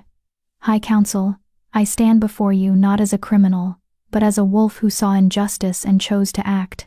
14 years ago, I left my birth pack because I refused to kill a friend to prove my dominance. I was called weak, unworthy, a disgrace to the Alpha name. He glanced at Dominic, his father, who refused to meet his eyes. I came to the mountains expecting to die. Instead, I found others like me, wolves who'd been rejected by the pack system for refusing to fit into boxes that didn't suit them. So you admit to harboring fugitives? Alpha Helena interrupted. I admit to offering sanctuary to wolves who were failed by their packs, Kieran corrected. There's a difference. Every wolf in my pack left their birth pack because they were being abused, forced into unwanted matings, or punished for being different. We didn't steal anyone. We gave refuge to those who had nowhere else to go. The pack system exists for a reason, Alpha Thomas said, his elderly voice sharp. Without hierarchy and structure, we're no better than rogues. Chaos and violence follow when wolves reject their proper place. With respect, High Alpha, my pack has existed for 14 years without violence or chaos, Kieran replied. We have alphas, betas, and omegas living together in harmony because we're built on choice instead of coercion. We prove every day that there's another way, a way that undermines every pack in these territories, Richard snarled. Every time you take in a runaway, you encourage others to abandon their obligations. You're a cancer, Kieran, and cancers must be cut out. Obligations? Kieran's voice dropped dangerously. Is that what you call forcing your daughter into a mating with a stranger? An obligation? She's an Omega. Richard shot back. Omegas serve the pack through strategic matings. That's their purpose. That's what the moon goddess intended. The moon goddess created us to be free, Vera said, her voice cutting through the argument. All eyes turned to her. That's what my grandmother taught me. That's what I believe. And I'm ready to testify to that truth. High Alpha Marcus studied her for a long moment. Very well, Omega Vera. Speak your piece. Vera took a deep breath and stepped forward. This was it. The moment everything hinged on. I was born an Omega in a pack that saw designations as destiny, she began, her voice steady despite her racing heart. From my first breath, I was taught that I was less than, weaker than, valuable only for what I could provide to others, breeding potential, alliance opportunities, decorative purposes. My own father called me defective. My sister used me as a contrast to make herself shine brighter. My mother couldn't look at me without disappointment. She could see her family in the gallery now. Aurora looked bored. Her mother looked uncomfortable. Her father looked furious. When I experienced my first heat, my father sold me. Not to someone I loved or even knew. To a stranger from Crescent Valley. Someone even other Omegas rejected. I was told I should be grateful, that this was my purpose, that refusing would be selfish and ungrateful. Vera's voice grew stronger. But I couldn't do it. I couldn't spend my life as someone's unwanted burden, trapped in a mating I never consented to, so I ran. And yes, I broke a contract I never agreed to in the first place. A contract that treated me like property instead of a person. You were privileged. Alpha Garrett spoke up, the man whose son she'd been sold to. You had shelter, food, protection. You threw it away for foolish notions of freedom. You call it privilege, Vera replied. I call it a cage. A comfortable cage is still a cage. And I'd rather struggle in freedom than thrive in captivity. Poetic, Alpha Helena said dryly. But the pack system has existed for centuries. It provides order, stability, protection. What you call captivity, we call civilization. Without it, we'd be savages. Are we? River stepped forward, his gentle voice carrying surprising authority. I left my pack after being claimed against my will. The alpha who took me said it was his right, that I should be honored. When I fought back, I was punished, starved, isolated, beaten until I learned submission. Is that civilization, High Alpha, or is that slavery dressed up in tradition? Helena's expression flickered just for a moment with something that might have been doubt. I killed an alpha who tried to force a mating bond, Sage added, moving forward as well. Self-defense. But my pack said I should have submitted, that refusing an alpha's claim was grounds for execution, so I ran. Found Kieran's pack, and for 3 years, I've lived without fear of being assaulted by someone who thinks they own me. That's not chaos. That's safety. One by one, the wolves who'd come as witnesses stepped forward. Ghost, who'd been exiled for being born sterile, worthless, as an Omega who couldn't bear children. Storm, who'd been beaten by his alpha father for showing inappropriate emotions instead of constant aggression. Each story more heartbreaking than the last. Each one a damning indictment of the system the council upheld. The gallery was silent now. Even some of the pack representatives looked troubled. High Alpha Marcus raised his hand for silence. Enough. We've heard your testimonies. They are concerning. But personal grievances do not justify rebellion against pack law. The system may have flaws, but it is the system we have. Tearing it down creates only chaos. Then fix it, Vera said desperately. If you acknowledge the flaws exist, change the laws, make it illegal to force matings, give Omegas legal protection and agency, create paths for wolves to leave abusive packs without being branded rogues. You have the power to make the system better, so do it. You presume to tell this council how to govern? Richard's voice was ice. I presume to ask for basic dignity, Vera shot back. For myself, and every wolf like me. Is that really too much? The 7 alphas conferred in low voices. Vera's heart pounded as she watched them debate her fate, her pack's fate. Kieran's hand found hers, squeezing gently. Finally, High Alpha Marcus spoke. This council finds that while your personal circumstances were unfortunate, they do not justify the establishment of an unlawful pack. Kieran of No Pack, you are ordered to disband your pack immediately. Your wolves must return to their birth packs or seek proper placement through legal channels. Vera felt her world crumble. As for the Omega Vera, Marcus continued, you will be returned to your father's custody for proper placement. No. The word rang through the hall like a bell. Everyone turned to see who had spoken. Alpha Dominic of Shadowpine. Kieran's father had stood from his throne. No, he repeated, his voice heavy with something that might have been regret. I cannot support this ruling. The council erupted in shocked murmurs. Dominic, Richard hissed. We voted. And I'm changing my vote, Dominic interrupted. He looked at Kieran for the first time since they'd entered the hall. 14 years ago, I told my son he was weak for refusing to kill his friend. I called him unworthy of the Alpha name. I was wrong." His voice cracked slightly.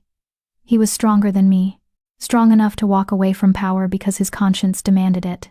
Strong enough to build something better instead of just complaining about what was broken. And I was too proud to see it.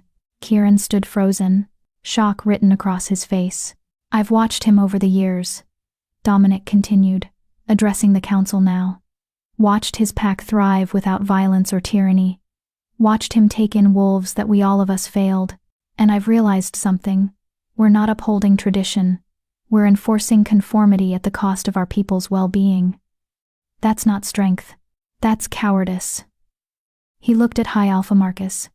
"I formally withdraw my support for enforcement action, and I propose we use this as an opportunity to reform pack law, starting with legal protections for Omegas and the right to refuse forced matings." The silence that followed was absolute. High Alpha Marcus stared at Dominic with unreadable eyes. "You realize what you're proposing?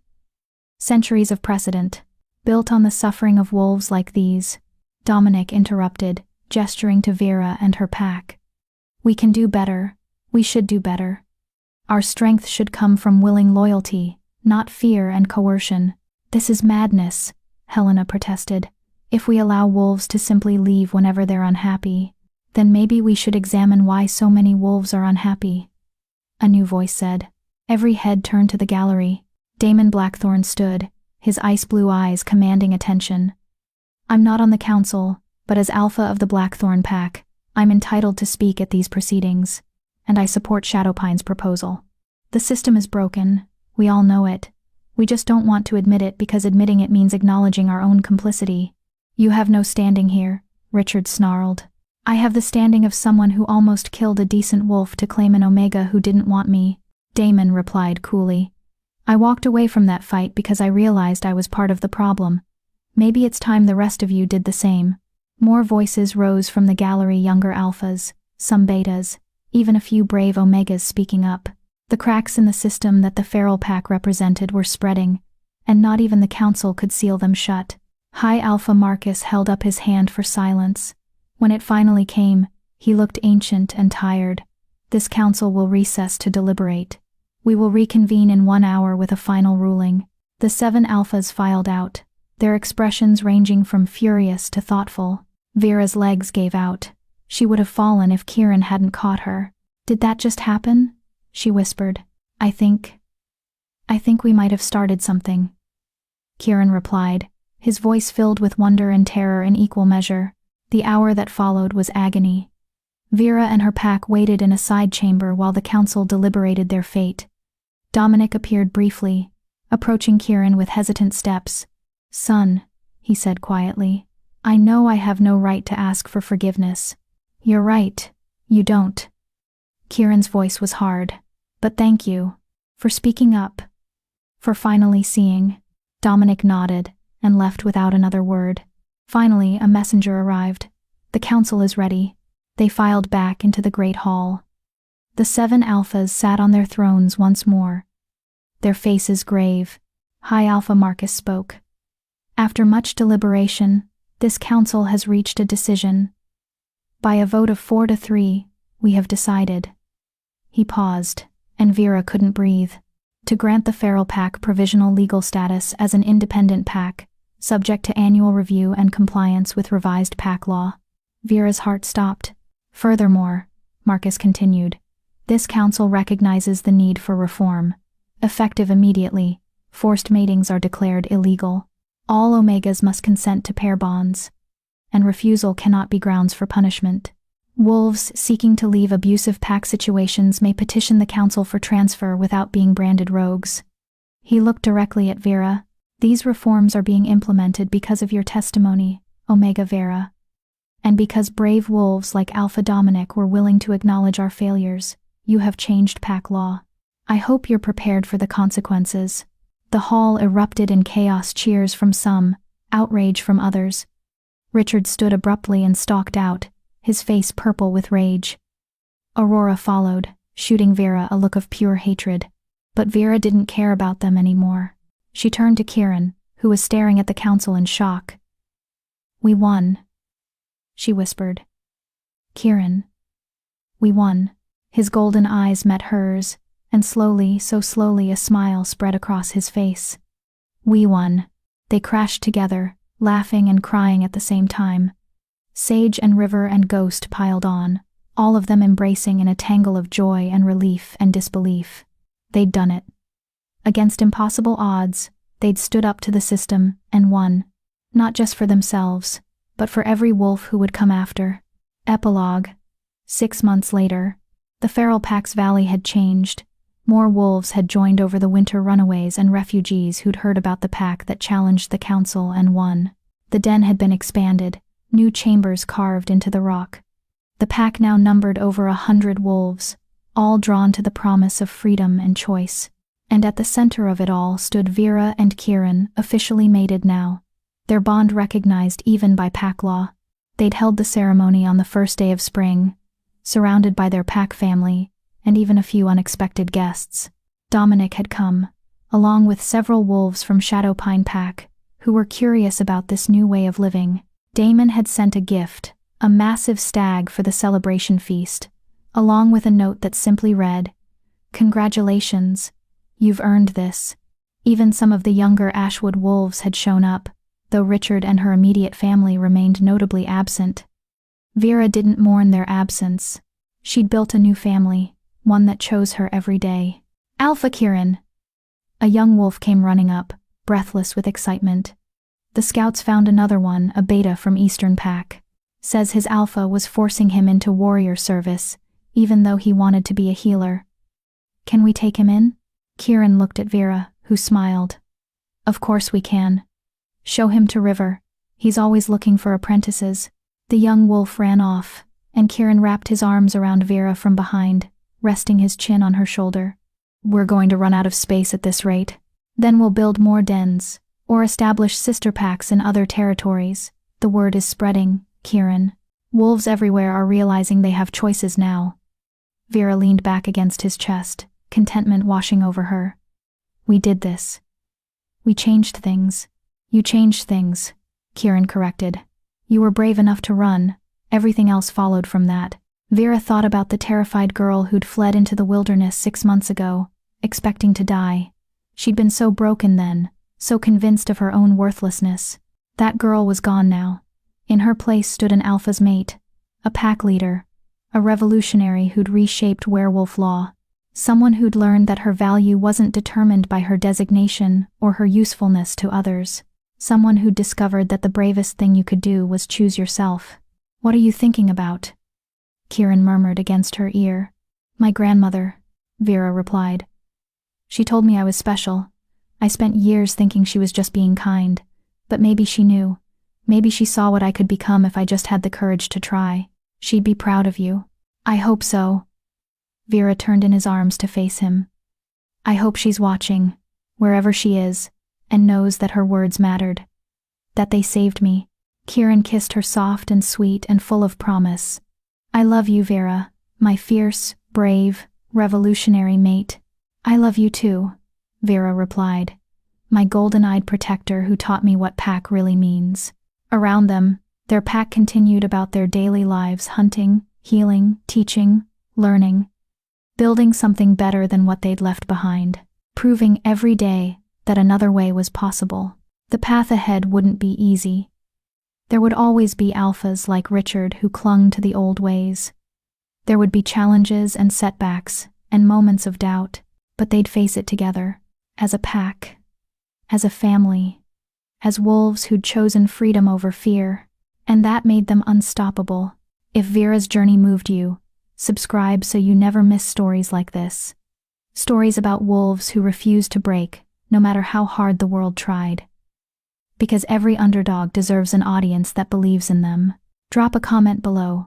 What was your favorite moment from Vera's story? Share it so others can find hope in her courage too. Vera's story, from broken Omega camping alone in the woods to revolutionary leader who changed pack law, has come to an end. She found her pack, her mate, her voice, and her power, and in doing so, She proved that even the most worthless among us can reshape the world if we just have the courage to try. Thank you for following her journey.